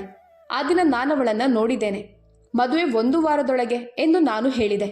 ಇದನ್ನು ಕೇಳಿ ತಾತನಿಗೆ ಅಚ್ಚರಿಯ ಆಘಾತವಾಯಿತು. ಏನು ಹೇಳಿದೆ ನೀನು? ಮದುವೆಗೆ ನೀನು ಒಪ್ಪುತ್ತಿರಲಿಲ್ಲ. ಈಗ ಇಷ್ಟು ಬೇಗ? ನನಗೆ ನಂಬಿಕೆ ಬರ್ತಿಲ್ಲ. ಏನೋ ಗೊಂದಲ ಇದೆ. ನೀನು ನನ್ನಿಂದ ಏನನ್ನೋ ಮರೆಮಾಚುತ್ತಿದ್ಯಾ ಅಂತ ಅವರು ತೀಕ್ಷ್ಣ ದೃಷ್ಟಿಯಿಂದ ನನ್ನನ್ನು ನೋಡಿದರು. ನೀರು ಕುಡಿಯುತ್ತಿದ್ದಾಗಲೇ ನನಗೆ ಗಂಟಲು ಕಟ್ಟಿದಂತೆ ಅನಿಸಿತು. ನಿಮ್ಗೇನಾಗಿದೆ? ಏನು ಗೊಂದಲ ಇರಬೇಕು? ಅಂಥ ಯಾವ ವಿಷಯವೂ ಇಲ್ಲ. ನಿಮಗೆ ನನ್ನ ಮದುವೆ ಆಸೆ ಇದೆ ಅಲ್ವಾ? ನಿಮ್ಮ ಹೃದಯದ ಆಸೆಯನ್ನು ನೀವು ಪೂರೈಸಿಕೊಳ್ಳಿ. ನಾನು ನಿಮಗಾಗಿ ಮದುವೆ ಆಗುತ್ತಿದ್ದೇನೆ. ಇಲ್ಲವಾದರೆ ನನಗೆ ಇದರಲ್ಲಿ ಯಾವುದೇ ಆಸಕ್ತಿ ಇರಲಿಲ್ಲ ಎಂದು ಹೇಳುತ್ತಾ ನಾನು ನ್ಯಾಪ್ಕಿನ್ನಿಂದ ನನ್ನ ಬಾಯಿಯನ್ನು ಒರೆಸಿಕೊಂಡೆ. ಆದರೆ ತಾತ ಬಹಳ ಸಂತೋಷದಲ್ಲಿದ್ದರು. ಹುಡುಗಿ ಯಾರೇ ಆಗಿರಲಿ, ಹೇಗೆ ಆಗಿರಲಿ, ಅವರಿಗೆ ಇದೊಂದೇ ಸಂತೋಷವಾಗಿತ್ತು, ಶೀಘ್ರದಲ್ಲೇ ಅವರು ನನ್ನ ಮದುವೆ ಮಾಡಿ ಬಿಡುತ್ತಾರೆ ಎಂದು. ಅಲ್ಲದೆ ದೇವರು ಬೇಗನೆ ನನ್ನ ಮಡಿಲನ್ನು ತುಂಬಿಸಬಹುದು ಎಂಬ ನಂಬಿಕೆಯು ಅವರಿಗೆ ಇತ್ತು. ಆಗ ಈ ಮನೆಯಲ್ಲಿ ನಗು ನಗುತ್ತಾ ಆಡುವ 2 ಮಕ್ಕಳು ಇರುತ್ತಾರೆ ಮತ್ತು ಈ ಮನೆ ಸಂತೋಷದಿಂದ ತುಂಬಿಬಿಡುತ್ತದೆ. ಭವಿಷ್ಯದ ಸುಂದರ ಕನಸುಗಳನ್ನು ನೋಡುತ್ತಾ ಅವರ ವೃದ್ಧ ಮುಖದಲ್ಲಿ ನಗು ಮೂಡಿತ್ತು. ನಿಧಿಯ ಅಣ್ಣ ಕುಲದೀಪ್ ಈಗ ನಡೆಯಲು ತಿರುಗಲು ಆರಂಭಿಸಿದ್ದ. ನಿಧಿ 2 ದಿನಗಳ ಹಿಂದೆಯೇ ತನ್ನ ತಾಯಿಗೆ ಹೇಳಿದಳು, ತಾನು ಕೆಲಸ ಮಾಡುವ ಫ್ಯಾಕ್ಟರಿಯ ಮಾಲೀಕರು ಸಂಬಂಧವನ್ನು ಕೇಳಿಕೊಂಡು ಬರುತ್ತಿದ್ದಾರೆ ಅಂತ. ಅವಳ ತಾಯಿ ಬಹಳ ಅಚ್ಚರಿಗೊಂಡರು. ಅವರ ಮಗಳು ತುಂಬ ಸುಂದರಳಾಗಿದ್ದಾಳೆ ಎಂಬುದು ಸರಿ, ಅವಳು ಯಾವತ್ತೂ ಅಸಭ್ಯವಾಗಿ ವರ್ತಿಸಲಿಲ್ಲ, ಫ್ಯಾಷನ್ಗೂ ಆಸಕ್ತಿ ಇರಲಿಲ್ಲ, ಸದಾ ಸರಳವಾಗಿ ಇರುತ್ತಿದ್ದಳು. ಆದರೆ ಅವರ ಮನೆ ಯಾವ ಸ್ಥಿತಿಗೆ ತಲುಪಿತ್ತು ಎಂಬುದು ಸಂಪೂರ್ಣ ಕಾಲೋನಿಗೆ ಗೊತ್ತಿತ್ತು. ಒಂದು ಕಾಲದಲ್ಲಿ ಅವರ ಮನೆಯ ಪರಿಸ್ಥಿತಿ ತುಂಬ ಚೆನ್ನಾಗಿತ್ತು. ನಿಧಿಯು ಒಂದು ಚಿಟ್ಟೆಯಂತೆ ಹಾರಾಡುತ್ತಿದ್ದಳು. ಕೆಲವೊಮ್ಮೆ ಈ ಸ್ನೇಹಿತೆಯ ಮನೆಗೆ, ಕೆಲವೊಮ್ಮೆ ಆ ಸ್ನೇಹಿತೆಯ ಮನೆಗೆ ಓಡಾಡುತ್ತಿದ್ದಳು. ಆದರೆ ಪರಿಸ್ಥಿತಿಗಳು ಬದಲಾದ ದಿನದಿಂದ ಅವಳ ತಂದೆಗೆ ಅಪಘಾತವಾದ ನಂತರ, ಅಣ್ಣನಿಗೆ ಕಾಯಿಲೆ ಬಂದ ನಂತರ ಅವಳು ಸಂಪೂರ್ಣವಾಗಿ ಅಸಹಾಯಕಳಾಗಿ ಬಿಟ್ಟಿದ್ದಳು. ಅವಳ ಮುಖದ ಕಳೆ ಕೂಡ ಮಾಯವಾಗಿತ್ತು. ಆದರೆ ಇಂದವಳ ಬಾಯಿಯಿಂದ ಈ ಮಾತು ಕೇಳಿ ಅವಳ ತಾಯಿ ಬೆಚ್ಚಿ ಬಿದ್ದರು. ನೀನು ನಿಜ ಹೇಳ್ತಿದ್ಯಾ? ಇಷ್ಟು ದೊಡ್ಡ ವ್ಯಕ್ತಿ ನಿನ್ನ ಸಂಬಂಧವನ್ನು ಕೇಳಿಕೊಂಡು ಬರುತ್ತಿದ್ದಾರಾ? ನಿಜವಾಗಿಯೂ ನನ್ನ ಮಗಳ ಭಾಗ್ಯ ತುಂಬ ಚೆನ್ನಾಗಿದೆ. ಅವಳು ತಾಯಿ. ತನ್ನ ಮಗಳ ಇಷ್ಟೊಂದು ಒಳ್ಳೆಯ ಭಾಗ್ಯಕ್ಕೆ ಅವಳು ಹೆಮ್ಮೆಯಿಂದ ತುಂಬದಿರುತ್ತಾಳೆಯೇ? ಆದರೆ ಅವಳಿಗೆ ತಿಳಿದಿರಲಿಲ್ಲ, ಅವಳ ಮಗಳು ಈಗಾಗಲೇ ಒಂದು ಒಪ್ಪಂದ ಮಾಡಿಕೊಂಡಿದ್ದಾಳೆ. ಆ ಸಾಲದ ಬದಲಾಗಿ ಅವಳು ತನ್ನನ್ನೇ ಒಂದು ವ್ಯಕ್ತಿಗೆ ಒಪ್ಪಿಸುತ್ತಿದ್ದಾಳೆ. ಅದು ಕೂಡ ಕೇವಲ 1 ವರ್ಷದ ಮಟ್ಟಿಗೆ. ಅವನು ಇಚ್ಛಿಸಿದಂತೆ ಅವಳೊಂದಿಗೆ ವರ್ತಿಸಬಹುದು. ಇಚ್ಛಿಸಿದಾಗ ಅವಳನ್ನು ತನ್ನ ಜೀವನದಿಂದ ಹೊರಗೆ ತಳ್ಳಿ ಬಿಡಬಹುದು. ಆದರೆ ಈ ಅತ್ಯಂತ ಮಹತ್ವದ ವಿಷಯವನ್ನು ನಿಧಿ ತನ್ನ ತಾಯಿಯಿಂದ ಮರೆಮಾಚಿದ್ದಳು. ತಾಯಿಯ ಸಂತೋಷಕ್ಕೆ ಅವಳು ನಗಲು ಪ್ರಾರಂಭಿಸಿದಳು. ಅಣ್ಣ ಕುಲದೀಪ್ ಕೂಡ ನಗುತ್ತಿದ್ದ. ನನ್ನ ಕಾಯಿಲೆಯ ಸಮಯದಲ್ಲಿ ನೀನು ನಮ್ಮ ಮನೆ ನೋಡಿಕೊಂಡೆ. ಬಹುಶಃ ದೇವರು ಇದೇ ವಿಷಯಕ್ಕೆ ಪ್ರತಿಫಲ ನೀಡಿದ್ದಾನೆ. ಅವರು ಕೂಡ ನಗುತ್ತಿದ್ದರು. ಆದರೆ ಅವರಿನ್ನೂ ಸ್ವಲ್ಪ ದುರ್ಬಲರಾಗಿದ್ದರು. ಆದರೂ ಮೊದಲಿನಂಥ ದುರ್ಬಲತೆ ಮತ್ತು ನೋವಿರಲಿಲ್ಲ. ಅವನು ಬಹಳ ಬೇಗವಾಗಿ ಚೇತರಿಸಿಕೊಳ್ಳುತ್ತಿದ್ದನು. 2 ದಿನಗಳ ನಂತರ ತಾತನ ಜೊತೆ ಅವರ ಮನೆಗೆ ಬಂದೆವು. ನಿಧಿಗೆ ತನ್ನ ಜೀವವೇ ಮುಷ್ಟಿಯಲ್ಲಿ ಹಿಡಿದಂತಾಗಿತ್ತು. ಆದರೆ ತಾತ ತುಂಬ ಸಂತೋಷದಲ್ಲಿದ್ದರು. ನಾನು ಮಾತ್ರ ಸಂಪೂರ್ಣ ನಿರ್ಲಕ್ಷ್ಯವಾಗಿ ಕುಳಿತು ಮೊಬೈಲ್ನಲ್ಲಿ ಬ್ಯುಸಿಯಾಗಿದ್ದೆ. ನಿಧಿಯೊಂದಿಗೆ ಎಲ್ಲ ವಿಷಯಗಳನ್ನು ನಾನು ಈಗಾಗಲೇ ಮೊದಲೇ ನಿಶ್ಚಯಿಸಿಕೊಂಡಿದ್ದೆ. ನನಗೆ ಯಾವುದೇ ಚಿಂತೆ ಇರಲಿಲ್ಲ. ಯಾಕಂದರೆ ಮದುವೆ ಕೇವಲ ಒಂದು ಕಾಂಟ್ರಾಕ್ಟ್ ಮಾತ್ರ, ಅದಕ್ಕಿಂತ ಆಚೆ ಏನೂ ಅಲ್ಲ. ನನಗೆ ಬೇಕಾದಾಗ ನಾನು ಅವಳನ್ನು ಬಿಡಬಹುದು, ಬೇಕಾದಾಗ ನನ್ನ ಬಳಿ ಇಟ್ಟುಕೊಳ್ಬೋದು. ತಾತ ಮುಂದಿನ ಭಾನುವಾರ ಮದುವೆ ನಿಗದಿಪಡಿಸಿದ್ದರು. ರೂಪಾಲಿ ಆಂಟಿ ಅಚ್ಚರಿಗೊಂಡರು. ಆದರೆ ನಿಧಿ ಅವರಿಗೆ ಮೌನವಾಗಿರಲು ಸೂಚನೆ ನೀಡಿದ್ದಳು. ಹೋಗುವಾಗ ತಾತ ಹಿಂತಿರುಗಿ ನಿಧಿಯ ತಲೆಯ ಮೇಲೆ ಕೈ ಇಟ್ಟಿದ್ದರು. ಮುಂದಿನ ಬಾರಿ ಬಂದಾಗ ನನ್ನ ಮಗಳನ್ನ ಜೊತೆಯಲ್ಲಿ ಕರೆದುಕೊಂಡು ಹೋಗುತ್ತೇನೆ ಎಂದು ಹೇಳುತ್ತಾ ನಗುತ್ತಾ ಹೊರಟು ಹೋಗಿದ್ದರು. ನಿಧಿ ಆಫೀಸ್ ಜಾಬ್ ಬಿಟ್ಟಿದ್ದಳು. ಆದರೆ ಬಿಡುವ ಮೊದಲು ಸ್ಯಾಲರಿ ಪಡೆಯಲು ಆಫೀಸ್ಗೆ ಹೋದಾಗ ನಾನವಳನ್ನು ನನ್ನ ಕಚೇರಿಗೆ ಕರೆಸಿಕೊಂಡೆ. ನನಗೆ ನಿಮ್ಮ ಮನೆಯ ಪರಿಸ್ಥಿತಿ ಗೊತ್ತಿದೆ. ಅದಕ್ಕಾಗಿ ನಿನ್ನ ಅಣ್ಣನಿಗೆ ಇಲ್ಲಿ ಆಫೀಸ್ನಲ್ಲಿ ಅವನು ಸುಲಭವಾಗಿ ಮಾಡಬಹುದಾದ ಕೆಲಸವನ್ನು ಕೊಡಲು ನಾನು ನಿರ್ಧರಿಸಿದ್ದೇನೆ ಎಂದೆ. ಇದನ್ನು ಕೇಳಿ ನಿಧಿ ಸಂತೋಷಭರಿತ ನೋಟದಿಂದ ನನ್ನನ್ನು ನೋಡಿದಳು. ಶಸ್ತ್ರಚಿಕಿತ್ಸೆಯ ನಂತರ ಅವಳ ಅಣ್ಣನಿಗೆ ಭಾರವಾದ ಕೆಲಸ ಮಾಡೋದು ತುಂಬ ಕಷ್ಟವಾಗಿತ್ತು. ನಾನು ಈ ವಿಷಯ ಹೇಳಿದ್ದೆ ಒಳ್ಳೆಯದಾಯಿತು. ಇನ್ನೂ ಮದುವೆಗೆ 2 ದಿನ ಮಾತ್ರ ಉಳಿದಿದ್ದವು. ಆದರೆ ನಿಧಿ ಮನೆಯ ಸ್ವಚ್ಛತೆ ಮಾಡುತ್ತಿದ್ದಳು. ಅದೇ ಸಮಯದಲ್ಲಿ ರೂಪಾಲಿ ಆಂಟಿ ಅಡುಗೆ ಮನೆಯಲ್ಲಿದ್ದಾಗ ಬಾಗಿಲು ತಟ್ಟುವ ಶಬ್ದ ಕೇಳಿಸಿತು. ಬಾಗಿಲು ತೆರೆಯುತ್ತಿದ್ದಂತೆ ಎದುರು ತಾತ ಮತ್ತು ಅವರ ಕೆಲಸದವರನ್ನ ನೋಡಿ ಅವಳು ಬಹಳ ಅಚ್ಚರಿಗೊಂಡಳು. ಅವರು ಅನೇಕ ವಸ್ತುಗಳನ್ನು ತಂದಿದ್ದರು. ಬಟ್ಟೆಗಳು, ಆಭರಣಗಳು, ಸ್ಯಾಂಡಲ್ಗಳು, ಮೇಕಪ್ ಏನೂ ಇರಲಿಲ್ಲ ಎಂದು ಹೇಳೋದೇ ಕಷ್ಟವಾಗಿತ್ತು. ಅವಳು ಬೆಚ್ಚಿ ಬಿದ್ದಳು. ಆದರೆ ತಾತನ ಸಂತೋಷದ ಅಂದಾಜು ಅವಳಿಗೆ ಆಗುತ್ತಿರಲಿಲ್ಲ. ಅವರು ಸಂತೋಷದಿಂದ ಅವಳ ತಾಯಿಗೆ ಹೇಳುತ್ತಿದ್ದರು, ಮೊದಲು ಮದುವೆಗೆ ಒಪ್ಪಲೇ ಇಲ್ಲ, ಈಗ ತನ್ನ ಇಷ್ಟದಿಂದ ಮದುವೆ ಮಾಡಿಕೊಳ್ಳುತ್ತಿದ್ದಾನೆ. ನನಗೆ ಇದರಲ್ಲಿ ಸಂಪೂರ್ಣ ಸಂತೋಷ. ಮಗಳೇ, ನೀನು ಬೇಗ ಮನೆಗೆ ಬಾ, ನನ್ನ ಮನೆ ತುಂಬ ಖಾಲಿಯಾಗಿದೆ. ಇದನ್ನು ಕೇಳಿ ನಿಧಿ ತಲೆ ತಗ್ಗಿಸಿಕೊಂಡಳು. ಒಂದಕ್ಕಿಂತ ಒಂದು ಸುಂದರವಾದ ಜೋಡಿ ಬಟ್ಟೆಗಳು, ಆಭರಣಗಳು ಎಲ್ಲವೂ ಬಹಳ ಚೆನ್ನಾಗಿತ್ತು. ತಾತನ ಭಾವನೆಗಳು ಏನೆಂದು ಅವಳು ಚೆನ್ನಾಗಿ ಅರ್ಥ ಮಾಡಿಕೊಂಡಿದ್ದಳು. ಮತ್ತೆ 2 ದಿನಗಳ ನಂತರ ನಾವು ನಮ್ಮ ಮಗಳನ್ನ ಕರೆದುಕೊಂಡು ಹೋಗಲು ಬರುತ್ತೇವೆ ಅಂತ ಹೇಳಿ ಅವರು ಹೊರಟು ಹೋದರು. ನಿಧಿಯ ಕಣ್ಣುಗಳು ಒದ್ದೆಯಾಗಿದ್ದವು. ಯಾಕೆ ಅಂತ ಗೊತ್ತಿಲ್ಲ. ಅವಳ ಕಣ್ಣೀರಿನ ಧಾರೆ ಹರಿಯುತ್ತಿತ್ತು. ರೂಪಾಲಿ ಆಂಟಿ ಅವಳನ್ನ ಅಪ್ಪಿಕೊಂಡರು. ಅಯ್ಯೋ, ನನ್ನ ಮಗಳು ಎಷ್ಟು ಭಾಗ್ಯವಂತೆ. ನಿನ್ನ ಅಸ್ವಸ್ಥ ಅಣ್ಣನಿಗಾಗಿ ನೀನು ಮಾಡಿದ ತ್ಯಾಗಕ್ಕೆ ದೇವರು ಈ ಪ್ರತಿಫಲ ಕೊಟ್ಟಿದ್ದಾನೆ ಎಂದರು. ಆದರೆ ನಿಧಿಗೆ ತನ್ನ ತಾಯಿಗೆ ಹೇಗೆ ಹೇಳಬೇಕೆಂದು ತಿಳಿಯಲಿಲ್ಲ. ಈ ಪ್ರತಿಫಲ ಸ್ವಲ್ಪ ಅಪೂರ್ಣವಾಗಿದೆ ಎಂದು. ಸಂಪೂರ್ಣವಾಗಿದ್ದರೆ ಇಂದು ಅವಳು ಕೂಡ ಆಕಾಶದಲ್ಲಿ ಹಾರುತ್ತಿದ್ದಳು. ಆದರೆ ಇದೆಲ್ಲವೂ ಅಪೂರ್ಣವಾಗಿತ್ತು ಮತ್ತು ಸದಾ ಅಪೂರ್ಣವಾಗಿ ಉಳಿಯಬೇಕಾಗಿತ್ತು. ಮೆರೂನ್ ಮತ್ತು ಸಿಲ್ವರ್ ಬಣ್ಣದ ಉಡುಪಿನಲ್ಲಿ ಅವಳು ತುಂಬಾ ಸುಂದರವಾಗಿ ಕಾಣುತ್ತಿದ್ದಳು. ಆರ್ಗಂಜಾ ದುಪ್ಪಟ್ಟವನ್ನು ಹಾಕಿಕೊಂಡು ಅತ್ಯಂತ ಸರಳವಾಗಿ ಸಿದ್ಧಳಾಗಿದ್ದಳು. ಆದರೆ ಆ ಸರಳತೆಯಲ್ಲಿ ಅವಳು ಅಪಾರವಾಗಿ ಸುಂದರವಾಗಿ ಕಾಣುತ್ತಿದ್ದಳು. ನಾನು ತುಂಬಾ ದಣಿದಂತಾಗಿ ಕುಳಿತಿದ್ದೆ. ಆದರೆ ತಾತ ತುಂಬಾ ಸಂತೋಷದಲ್ಲಿದ್ದರು. ಸ್ವಲ್ಪ ಸಮಯದಲ್ಲೇ ಮದುವೆ ಮುಗಿಯಿತು. ರೂಪಾಲಿ ಆಂಟಿ ತುಂಬಾ ಚೆನ್ನಾಗಿ ವ್ಯವಸ್ಥೆ ಮಾಡಿದ್ದರು. ಅಣ್ಣ ಕುಲದೀಪ್ ಕೂಡ ಯಾವುದಕ್ಕೂ ಕೊರತೆ ಆಗದಂತೆ ಎಲ್ಲದಕ್ಕೂ ಗಮನ ಕೊಡುತ್ತಿದ್ರು. ನಿಧಿ ಅವರ ಮನೆಯವರಿಗಾಗಿ ಮಾಡಿದ ತ್ಯಾಗ ಅಪಾರವಾಗಿತ್ತು. ಅದಕ್ಕೆ ಪ್ರತಿಫಲ ತೀರಿಸಲು ಅವರಿಗೆ ಎಂದಿಗೂ ಸಾಧ್ಯವಿರಲಿಲ್ಲ. ಮತ್ತು ನಿಧಿ ನನ್ನ ಜೊತೆಗೆ ಕುಳಿತಿದ್ದಳು. ನನ್ನ ಉಪಕಾರಕ್ಕೆ ಋಣಿಯಾಗಿದ್ದಳು. ಯಾಕಂದ್ರೆ ನಾನವಳ 20 ಲಕ್ಷದ ಸಾಲವನ್ನ ಮನ್ನಾ ಮಾಡಿದ್ದೆ. ಕೇವಲ 1 ವರ್ಷದ ಮ್ಯಾರೇಜ್ ಕಾಂಟ್ರಾಕ್ಟ್. 1 ವರ್ಷವೂ ಬೇಗನೆ ಕಳೆಯುತ್ತದೆ. ನಂತರ ಅವಳು ಮತ್ತೆ ಅದೇ ಮನೆಗೆ ಹಿಂತಿರುಗುತ್ತಾಳೆ, ಶಾಶ್ವತವಾಗಿ. ಈ ಯೋಚನೆ ಅವಳ ಕಣ್ಣುಗಳನ್ನ ಮಂಕು ಮಾಡಿತ್ತು. ವಿದಾಯದ ಸಮಯದಲ್ಲಿ ಅತ್ತಾಡುವ ನಾಟಕ ಮಾಡುವ ಪ್ರಶ್ನೆ ಇಲ್ಲ. ಅವಳಿಗೆ ಗೊತ್ತಿತ್ತು ಇದು ಮದುವೆಯಲ್ಲ, ಕೇವಲ ಒಪ್ಪಂದವೆಂದು. ಅವಳು ಒಂದು ಹನಿ ಕಣ್ಣೀರನ್ನು ಸುರಿಸಲಿಲ್ಲ. ಮೌನವಾಗಿ ಬಂದು ಕಾರಿನ ಹಿಂಬದಿಯ ಸೀಟಿನಲ್ಲಿ ಕುಳಿತುಕೊಂಡಳು. ಅವಳನ್ನ ನೋಡಿ ನಾನು ಅಚ್ಚರಿಗೊಂಡೆ. ಅವಳು 3-4 ಬಾರಿ ನನ್ನ ಮುಂದೆ ಬಂದಿದ್ದಳು. ಯಾವಾಗಲೂ ಸರಳತೆಯಲ್ಲೇ. ಕೆಲವೊಮ್ಮೆ ಕಳವಳಗೊಂಡ ಮುಖ, ಕೆಲವೊಮ್ಮೆ ಸಂತೋಷದಿಂದ ತುಂಬಿದ ಕಣ್ಣುಗಳು, ಕೆಲವೊಮ್ಮೆ ಮುಖದ ಮೇಲೆ ದುಃಖದ ಭಾವನೆಗಳು. ಆದರೆ ಇಂದವಳು ಸಂಪೂರ್ಣವಾಗಿ ವಿಭಿನ್ನವಾಗಿ ಕಾಣುತ್ತಿದ್ದಳು. ಸಂಪೂರ್ಣ ಮೌನವಾಗಿದ್ದಳು. ಅವಳ ಉಡುಪು ಬಹಳ ಸರಳವಾಗಿತ್ತು. ಆದರೂ ಅದರಲ್ಲಿ ಕೂಡ ಅವಳು ತುಂಬ ಸುಂದರವಾಗಿಯೂ ಸಂಯಮಿತವಾಗಿಯೂ ಕಾಣುತ್ತಿದ್ದಳು. ನಾನವಳನ್ನು ನೋಡದೆ ಇರಲಾರದೆ ಇದ್ದೆ. ತಾತ ನನ್ನ ಕಳ್ಳ ನೋಟವನ್ನು ಹಿಡಿದಿದ್ದರು. ತಕ್ಷಣ ನನ್ನ ಕಿವಿಗೆ ಬಂದು ಹೇಳಿದರು, ಮಿಸ್ಟರ್, ಮನೆಗೆ ಹೋಗಿ ನೋಡಿ, ಅವಳು ನಿಮ್ಮವಳೆ. ಇದನ್ನು ಕೇಳಿ ನಾನು ಬೆಚ್ಚಿ ಬಿದ್ದೆ. ನಂತರ ನನಗೆ ನಗು ಬಂತು. ನಿಧಿ ಗೊಂದಲದಲ್ಲಿದ್ದಳು. ಅರಮನೆಯಂತಿದ್ದ ಮನೆ. ಅವಳಿಗೆ ಎಲ್ಲವೂ ತುಂಬ ವಿಚಿತ್ರವಾಗಿ ಅನ್ನಿಸ್ತಿತ್ತು. ಸ್ವಲ್ಪ ಹೊತ್ತು ಲಾಂಜ್ನಲ್ಲಿ ಕುಳಿತಿದ್ದಳು. ತಾತ ಅವಳೊಂದಿಗೆ ಹಳೆಯ ಮಾತುಗಳನ್ನಾಡುತ್ತಿದ್ದರು. ನನ್ನ ತಂದೆ ತಾಯಿಯ ಬಗ್ಗೆ, ನನ್ನ ಅಜ್ಜಿಯ ಬಗ್ಗೆ ಮತ್ತು ಈ ಮನೆಯ ಬಗ್ಗೆ. ಆದರೆ ಅವರು ಕೊನೆಗೆ ಹೇಳಿದ ಮಾತು ನಿಧಿಯ ನಿರೀಕ್ಷೆಯನ್ನ ಹಾರಿಸಿತು. ನನಗೆ ನನ್ನ ಮನೆ ಅಂಗಳದಲ್ಲಿ ಆಟವಾಡುವ 2-3 ಹೂಗಳು ಬೇಕು. ಅವರ ಜೊತೆ ನಾನು ಸಮಯ ಕಳೆಯಬೇಕು. ನನ್ನ ಮನಸ್ಸನ್ನ ಸಮಾಧಾನ ಪಡಿಸಿಕೊಳ್ಬೇಕು. ನನ್ನ ಮಾತು ಅರ್ಥ ಆಗ್ತಿದ್ಯಾ? ತಾತ ಇಷ್ಟು ಓಪನ್ ಆಗಿ ಹೇಳಿದಾಗ ನಿಧಿ ಬೆಚ್ಚಿ ಬಿದ್ದಳು. ಅವಳು ಮತ್ತೆ ಕಣ್ಣೆತ್ತಲಿಲ್ಲ. ನಂತರ ಅವರು ಶಿವಾನಿಗೆ ಹೇಳಿದರು, ಹೋಗು, ಹೊಸ ವಧುವನ್ನು ಆಯುಷ್ನ ಕೊಠಡಿಗೆ ಬಿಟ್ಟು ಬಾ. ಅವಳು ನಿಧಾನವಾಗಿ ಹೆಜ್ಜೆ ಇಟ್ಟು ನನ್ನ ಕೋಣೆಗೆ ಬಂದಳು. ಆ ಕೋಣೆ ರಾಜಕುಮಾರನ ಕೋಣೆಯಂತೆ ಕಾಣುತ್ತಿತ್ತು. ಶಿವಾನಿ ಅವಳನ್ನ ಬಿಟ್ಟು ಹೊರಗೆ ಹೋದ ನಂತರ ಅವಳು ಹಾಸಿಗೆಯ ಅಂಚಿಗೆ ಆಸರೆಯಾಗಿ ಕುಳಿತಳು. ಕೂತು ಕೂತು ಅವಳಿಗೆ ನಿದ್ರೆ ಬರುವಂತಾಯಿತು. ಅಷ್ಟರಲ್ಲಿ ಅಚಾನಕ್ ಬಾಗಿಲು ತೆರೆದ ಶಬ್ದಕ್ಕೆ ಅವಳು ಬೆಚ್ಚಿ ಬಿದ್ದಳು. ಅವಳು ಇಲ್ಲಿರುವುದನ್ನು ನೋಡಿ ನನಗೆ ಕೋಪ ಬಂದಿತ್ತು. ಆದರೆ ನಾನು ನಿಯಂತ್ರಿಸಿಕೊಂಡೆ. 1 ವರ್ಷದವರೆಗೆ ಈಗ ನನಗೆ ಸಹಿಸಲೇಬೇಕು. ಮದುವೆಯ ನಾಟಕವನ್ನೇ ಮಾಡಿದ್ದೇನೆ. ನೀವು ಯಾರಿಗಾಗಿ ಕಾಯುತ್ತಿದ್ದೀರಿ? ನೆನಪಿರ್ಲಿ, ಈ ಮದುವೆ ಕೇವಲ ಒಂದು ಕಾಂಟ್ರಾಕ್ಟ್. ಅದಕ್ಕಿಂತ ಹೆಚ್ಚು ಏನೂ ಅಲ್ಲ. ಇದಕ್ಕಿಂತ ಹೆಚ್ಚು ನಾನೇನೂ ಹೇಳೋದಿಲ್ಲ. ನೀನು ಈ ಕೋಣೆಯಲ್ಲಿ ನಿನ್ನನ್ನು ನಮ್ಮಿಬ್ಬರ ನಡುವೆ ಯಾವುದೇ ಸಂಬಂಧವೇ ಇಲ್ಲದಂತೆ ಇರಿಸಿಕೊಳ್ಬೇಕು. ನನ್ನ ಕಠಿಣ ಧ್ವನಿಗೆ ಅವಳು ತಕ್ಷಣವೇ ವಾಸ್ತವ ಸ್ಥಿತಿಗೆ ಮರಳಿದಳು. ಇದು ಸತ್ಯವೇ. ಕೆಲವು ಗಂಟೆಗಳ ಹಿಂದೆ ತಾತನ ಮಾತುಗಳಿಗೆ ಒಳಗಾಗಿ ಅವಳು ಅಲಿಯುತ್ತಿದ್ದಳು. ಆದರೆ ಈಗ ನನ್ನ ಮಾತಿನಿಂದ ಅವಳು ಮತ್ತೆ ತನ್ನ ಮಿತಿಗೆ ಬಂದಿದ್ದಳು.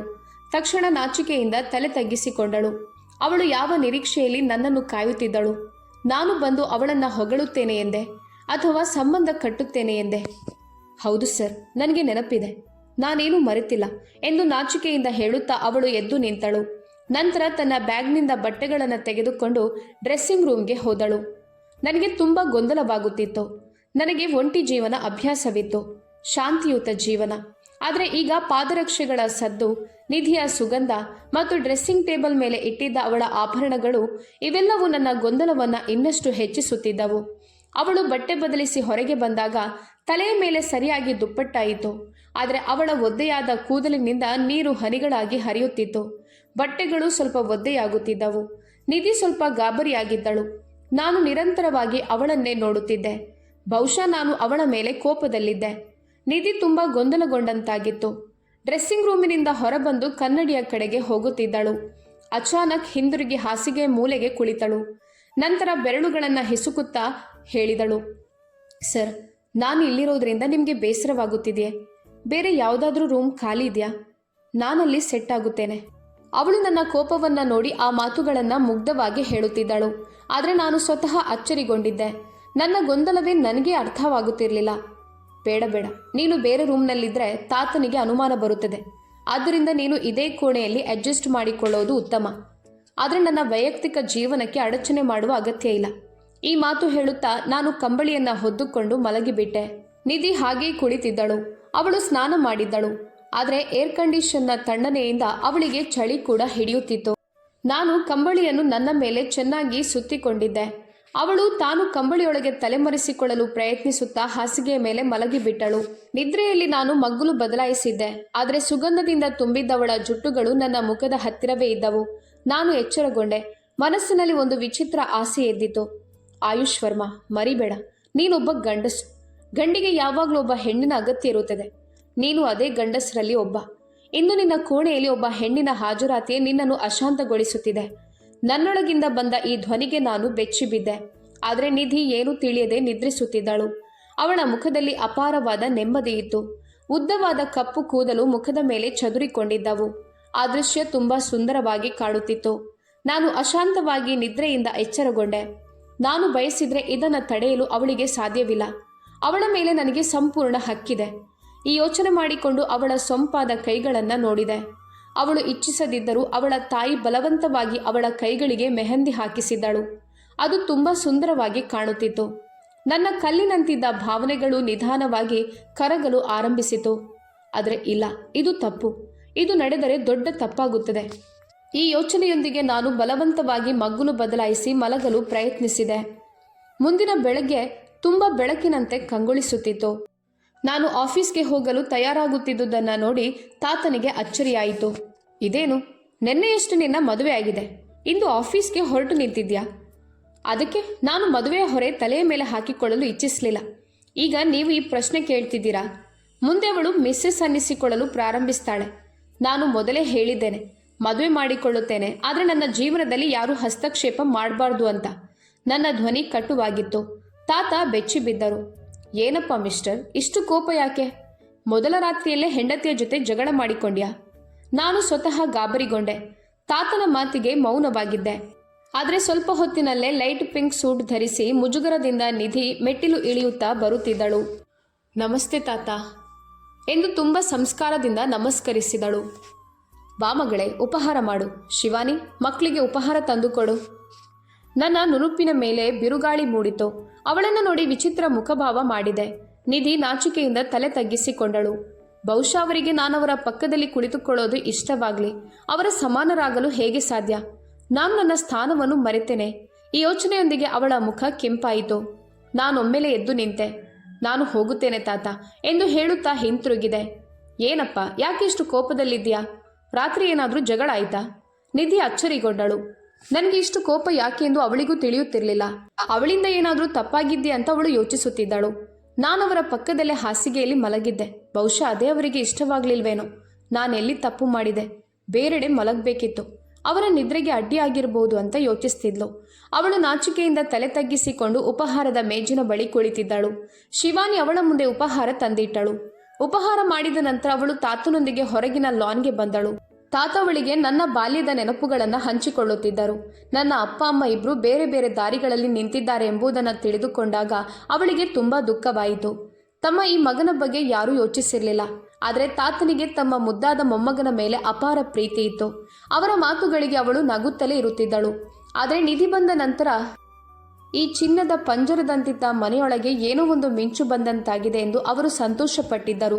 ಇಂದು ಊಟಕ್ಕೆ ತಾತ ಚೆನ್ನಾಗಿ ವ್ಯವಸ್ಥೆ ಮಾಡಿಸಿದ್ದರು. ನಾನು ಸಾಮಾನ್ಯವಾಗಿ ದಿನವೂ ಬೇಗನೆ ಆಫೀಸ್ನಿಂದ ಮನೆಗೆ ಬರುತ್ತಿದ್ದೆ.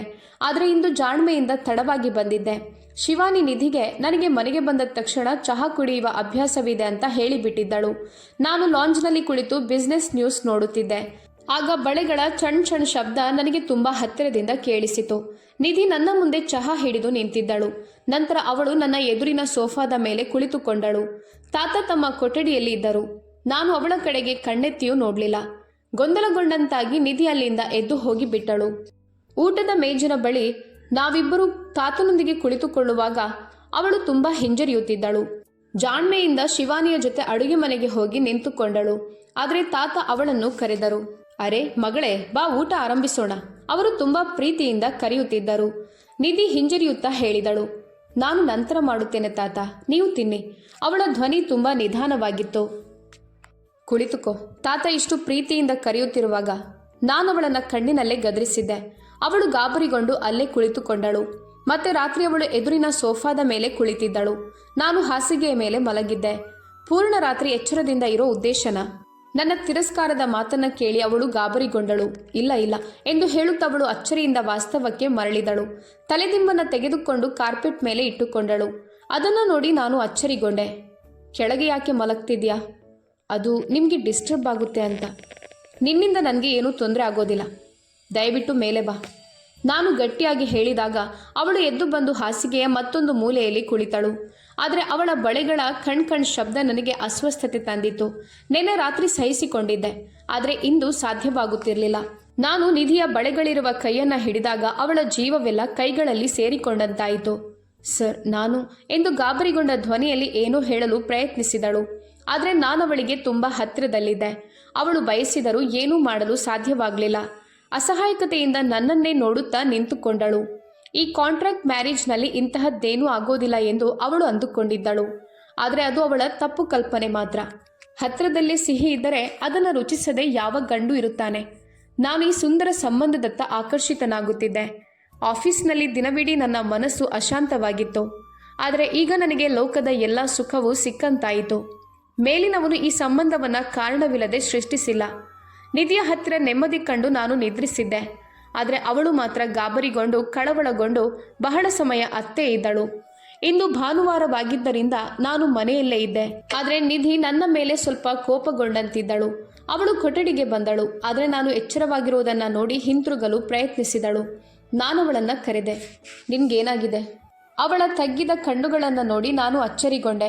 ಅವಳ ಮುಖದಿಂದಲೇ ಅವಳು ಅತ್ತಿದ್ದಾಳೆ ಎಂಬುದು ಗೊತ್ತಾಗುತ್ತಿತ್ತು. ಅವಳು ಏನೂ ಇಲ್ಲ ಅಂತ ತಲೆಯಾಡಿಸಿ ಹಿಂತಿರುಗಲು ಹೊರಟಳು. ನಾನವಳ ಮುಂದೆ ನಿಂತೆ. ನಿಧಿಯ ಕಣ್ಣುಗಳಿಂದ ಕಣ್ಣೀರು ಸುರಿಯುತ್ತಿತ್ತು. ಅದನ್ನು ನೋಡಿ ನಾನು ಬೆಚ್ಚಿಬಿದ್ದೆ. ಸರ್, ನೀವು ಮಾಡಿದ್ದು ಸರಿಯಲ್ಲ. ನೀವು ಹೇಳಿದ್ರಿ ಈ ಸಂಬಂಧ 1 ವರ್ಷದ ಕಾಂಟ್ರಾಕ್ಟ್ ಮಾತ್ರ ಅಂತ. ಆದರೆ ನಿನ್ನೆ ರಾತ್ರಿ ನೀವು ಮಾಡಿದ್ದು ಅದು ಈ ಕಾಂಟ್ರಾಕ್ಟ್ನಲ್ಲಿ ಬರೆಯಲಾಗಿತ್ತಾ? ಅವಳ ನಿರ್ದೋಷ ಕಣ್ಣುಗಳಲ್ಲಿ ಪ್ರಶ್ನೆ ಇತ್ತು. ನಾನವಳ ಭುಜಗಳ ಮೇಲೆ ಕೈ ಇಟ್ಟೆ. ನಾನೇನು ಮಾಡಲಿ? ನನ್ನ ಭಾವನೆಗಳು ನನ್ನ ಕೈಯಲ್ಲಿಲ್ಲ. ನಿನ್ನನ್ನು ನೋಡಿದರೆ ನನ್ನ ಭಾವನೆಗಳು ಸ್ವತಃ ಹರಿದು ಹೋಗುತ್ತವೆ. ಹಾಗೆ ಲೋಕದ ಮುಂದೆ ನೀನು ನನ್ನ ಹೆಂಡತಿಯೇ. ನಾನು ನನ್ನ ಹಕ್ಕು ತೆಗೆದುಕೊಂಡರೆ ಅದರಲ್ಲಿ ತಪ್ಪೇನಿದೆ? ನಾನು ತುಂಬ ಸುಲಭವಾಗಿ ಹೇಳುತ್ತಿದ್ದೆ. ನಿಧಿಯ ಕಣ್ಣುಗಳು ನೀರಿನಿಂದ ತುಂಬಿದ್ದವು. ಸರ್, ಈ ಕಾಂಟ್ರಾಕ್ಟ್ನಲ್ಲಿ ಮಗು ಎಂಬುದು ಇರಲಿಲ್ಲ. ಈ ಎಲ್ಲ ಫಲಿತಾಂಶಗಳ ನಡುವೆ ಈ ಲೋಕದಲ್ಲಿ ಯಾವುದೋ ಒಂದು ನಿರ್ಭಯ ಶಿಶು ಹುಟ್ಟಿದ್ರೆ? ಅವಳ ಕಣ್ಣುಗಳು ನೀರಿನಿಂದ ತುಂಬಿದ್ದವು. ನಾನು ಹೈರಾಣಾದೆ. ಹೃದಯವು ಇಚ್ಛಿಸುತ್ತಿತ್ತು ಮುಂದೆ ನಿಂತಿರುವ ಹುಡುಗಿಯನ್ನು ನನ್ನ ಬಾಹುವಿನಲ್ಲಿ ತೆಗೆದುಕೊಂಡು ಅವಳ ಪ್ರತಿಯೊಂದು ಕಣ್ಣೀರನ್ನು ನನ್ನ ತುಟಿಗಳಿಂದ ಇಲ್ಲದಾಗಿಸಲು. ನಂತರ ನಿಧಾನವಾಗಿ ಅವಳ ಕಣ್ಣಿನಿಂದ ಕಣ್ಣೀರನ್ನು ಒರೆಸುತ್ತಾ ಹೇಳಲು ಇಚ್ಛಿಸುತ್ತಿದ್ದೆ, ಇಂತಹದ್ದೇನಾದರೂ ಸಂಭವಿಸಿದರೆ ನನ್ನನ್ನು ನಂಬು, ನಾನು ನಿನ್ನನ್ನು ಎಂದಿಗೂ ಬಿಡೋದಿಲ್ಲ. ನಿಧಿ ಆಶ್ಚರ್ಯದಿಂದ ತಲೆ ಎತ್ತಿದಳು. ಅವಳ ಕಣ್ಣುಗಳಲ್ಲಿ ನಿರ್ಬಂಧವಿತ್ತು. ಆದರೆ ತಕ್ಷಣ ಅವಳ ಮುಖ ದುಃಖದಿಂದ ತುಂಬಿತು. ಆದರೆ ನಾನು ನಿಮ್ಮ ಲೆವೆಲ್ ಹುಡುಗಿ ಅಲ್ಲ ಸರ್. ನಾನು ನಿಮ್ಮ ಸಮಾನತೆಯನ್ನು ಹೊಂದಲು ಸಾಧ್ಯವಿಲ್ಲ. ನಾನೊಂದು ಮಧ್ಯಮ ವರ್ಗದ ಸರಳ ಹುಡುಗಿ ಅಂತ ಹೇಳಿದ್ಲು. ನಾನು ನಕ್ಕೆ. ಹುಡುಗಿ ಸರಳವಾಗಿದ್ರೂ ಆಧುನಿಕವಾಗಿದ್ರೂ ಅವಳು ಪತ್ನಿಯಾಗೋದಾದರೆ ತುಂಬ ವಿಶೇಷವಾಗುತ್ತಾಳೆ ಮತ್ತು ಯಾರದಾದ್ರೂ ಮಗುವಿನ ತಾಯಿಯಾದರೆ ಅವಳು ಸಂಪೂರ್ಣವಾಗಿ ಪ್ರಪಂಚ ಆಗುತ್ತಾಳೆ. ನನ್ನ ಈ ಮಾತು ಕೇಳಿ ಅವಳ ಹೃದಯವು ಕಂಪಿಸಿತು. ಈಗ ನಾನು ನಿರ್ಧಾರವನ್ನು ಮೇಲಿನವನ ಮೇಲೆ ಬಿಟ್ಟಿದ್ದೆ. ಅವಳ ಹೃದಯ ಹಗುರವಾಗಿದೆ. ಅವಳು ಕೇವಲ ಈ ವಿಷಯದಿಂದ ಭಯಪಡುತ್ತಿದ್ದಳು. ನಾನು ಯಾವಾಗಲೂ ಮದುವೆ ಎಂಬ ಹೆಸರಿನಲ್ಲಿ ದೂರ ಹೋಗುವ ವ್ಯಕ್ತಿ. ಇಂದು ಆ ಹುಡುಗಿಯನ್ನು ನೋಡಿ ನಾನು ನನ್ನ ಜೀವನವನ್ನು ಸಾರ್ಥಕವಾಗಿ ಬದುಕಲು ಆರಂಭಿಸಿದ್ದೆ. ಅವಳು ಎಂದಿಗೂ ತಾತನೊಂದಿಗೆ ಲಾನ್ನಲ್ಲಿ ಕುಳಿತು 2 ರೀತಿ ಕೆಲಸಗಳನ್ನು ಮಾಡುತ್ತಿದ್ದಳು ಅಥವಾ ಲಾಂಚ್ನಲ್ಲಿ ಕುಳಿತು ಅವರೊಂದಿಗೆ ಚರ್ಚೆ ಮಾಡುತ್ತಿದ್ದಳು. ಅವಳ ಜೀವನ ಸಂಪೂರ್ಣವಾಗಿ ಶಾಂತಿಯಲ್ಲಿತ್ತು. ನಾನು ಆಫೀಸ್ನಿಂದ ಮನೆಗೆ ಬರುವ ಕೂಡಲೇ ಅವಳೊಳಗಿನ ಶಾಂತಿಯನ್ನು ಹುಡುಕುತ್ತಿದ್ದೆ. ಆದರೆ 2 ತಿಂಗಳುಗಳ ನಂತರ ಅವಳು ಹೊಳೆಯುವ ಮುಖದಿಂದ ಗರ್ಭಧಾರಣೆಯ ವರದಿ ನನ್ನ ಮುಂದೆ ಇಟ್ಟುಕೊಂಡಳು. ನಾನು ಆಶ್ಚರ್ಯಚಕಿತನಾಗಿದ್ದೆ. ಅವಳು ನನ್ನ ಸುತ್ತ ಹಿಡಿದು ಕಣ್ಣೀರು ಸುರಿಸುತ್ತಿದ್ದಳು. ನೋಡಿ, ಮೇಲಿನವನು ನಮ್ಮ ಸಂಬಂಧವನ್ನು ಎಷ್ಟು ಬೇಗ ಸಂಪೂರ್ಣ ಮಾಡಿದ. ಈಗ ನನ್ನನ್ನು ಬಿಡೋದಿಲ್ಲ ಅಲ್ವಾ ಎಂದು ಭರವಸೆಯ ಕಣ್ಣುಗಳಿಂದ ನನ್ನ ಕಡೆ ನೋಡಿ ಕೇಳುತ್ತಿದ್ದಳು. ನಾನವಳ ಹೊಳೆಯುವ ಕಣ್ಣುಗಳನ್ನು ನೋಡಿ ಅವಳ ಕಮಲ ಮುಖದ ಮೇಲೆ ಚುಂಬಿಸಿದೆ. ಈ ಶಿಶು ಈ ಲೋಕದಲ್ಲಿ ಬಂದಿಲ್ಲದಿದ್ದರೂ ನಾನು ನಿನ್ನನ್ನು ಬಿಡೋದಿಲ್ಲ ನಿಧಿ. ಅವಳು ಆಶ್ಚರ್ಯಚಕಿತಳಾಗಿದ್ದಳು. ಯಾಕಂದರೆ ಹೃದಯದ ಆಳದಲ್ಲಿ ನಾನು ಅವಳನ್ನು ಪ್ರೀತಿಸಲು ಆರಂಭಿಸಿದ್ದೆ. ಈಗ ಅವಳಿಲ್ಲದೆ 1 ನಿಮಿಷವೂ ಉಳಿಯಲು ಸಾಧ್ಯವಿಲ್ಲ. ನಿಧಿ ಮತ್ತೆ ಕಣ್ಣೀರನ್ನು ಹರಿಸಲು ಆರಂಭಿಸಿದಳು. ಈ ಸಂತೋಷಕ್ಕಾಗಿ ಅವಳು ದೇವರ ಬಳಿ ಈ ನಿಖರ ಸಣ್ಣ ಜೀವಕ್ಕಾಗಿ ಪ್ರಾರ್ಥನೆ ಮಾಡಿದಳು ಮತ್ತು ದೇವರು ಅವಳ ಪ್ರಾರ್ಥನೆ ಕೇಳಿದನು. ಅವಳು ಸಂತೋಷವಾಗದಿರಲು ಸಾಧ್ಯನಾ? ತಾತ ಸಂತೋಷದಿಂದ ನೃತ್ಯ ಮಾಡುತ್ತಿದ್ದರು. ನನ್ನ ಮಗು ಈ ಜಗತ್ತಿಗೆ ಬರುತ್ತಿರುವುದಕ್ಕೆ. ನಾವು ಕಾಂಟ್ರಾಕ್ಟ್ ಆಧಾರದ ಮೇಲೆ ನಿರ್ಮಿಸಿದ ಸಂಬಂಧವನ್ನು ಮೇಲಿನವನು ನಿಜವಾದ ಸಂಬಂಧವನ್ನಾಗಿ ಮಾಡಿದರು. ನಿಧಿ ನನಗಾಗಿ ತುಂಬ ವಿಶೇಷವಾಗಿದ್ದಾಳೆ. ನಾನು ನಿಧಿಯನ್ನು ದೂರ ಮಾಡಲು ಯೋಚಿಸಬಹುದು ಎಂಬುದೇ ಕಲ್ಪಿಸಲು ಸಾಧ್ಯವಿಲ್ಲ. ಅವಳು ನನ್ನ ಪ್ರಪಂಚವಾಗಿದ್ದಾಳೆ ಮತ್ತು ಈಗ ಅವಳು ನನ್ನ ಮಗುವಿನ ತಾಯಿಯಾಗಲಿರುವವಳು. ಮನೆಯಲ್ಲಿ ಸಂತೋಷದ ಅಲೆ ಹರಿದಾಡಿತು. ಸ್ನೇಹಿತರೆ, ನಾನು ಆಶಿಸುತ್ತೇನೆ ನೀವು ನಮ್ಮ ಕಥೆಯನ್ನು ಮೆಚ್ಚಿದ್ದೀರಾ. ಕತೆ ಇಷ್ಟವಾದರೆ ವಿಡಿಯೋಗೆ ಲೈಕ್ ಮಾಡಿ. ಚಾನಲ್ನಲ್ಲಿ ಹೊಸಬರಾದರೆ ಚಾನಲನ್ನು ಸಬ್ಸ್ಕ್ರೈಬ್ ಮಾಡಿ.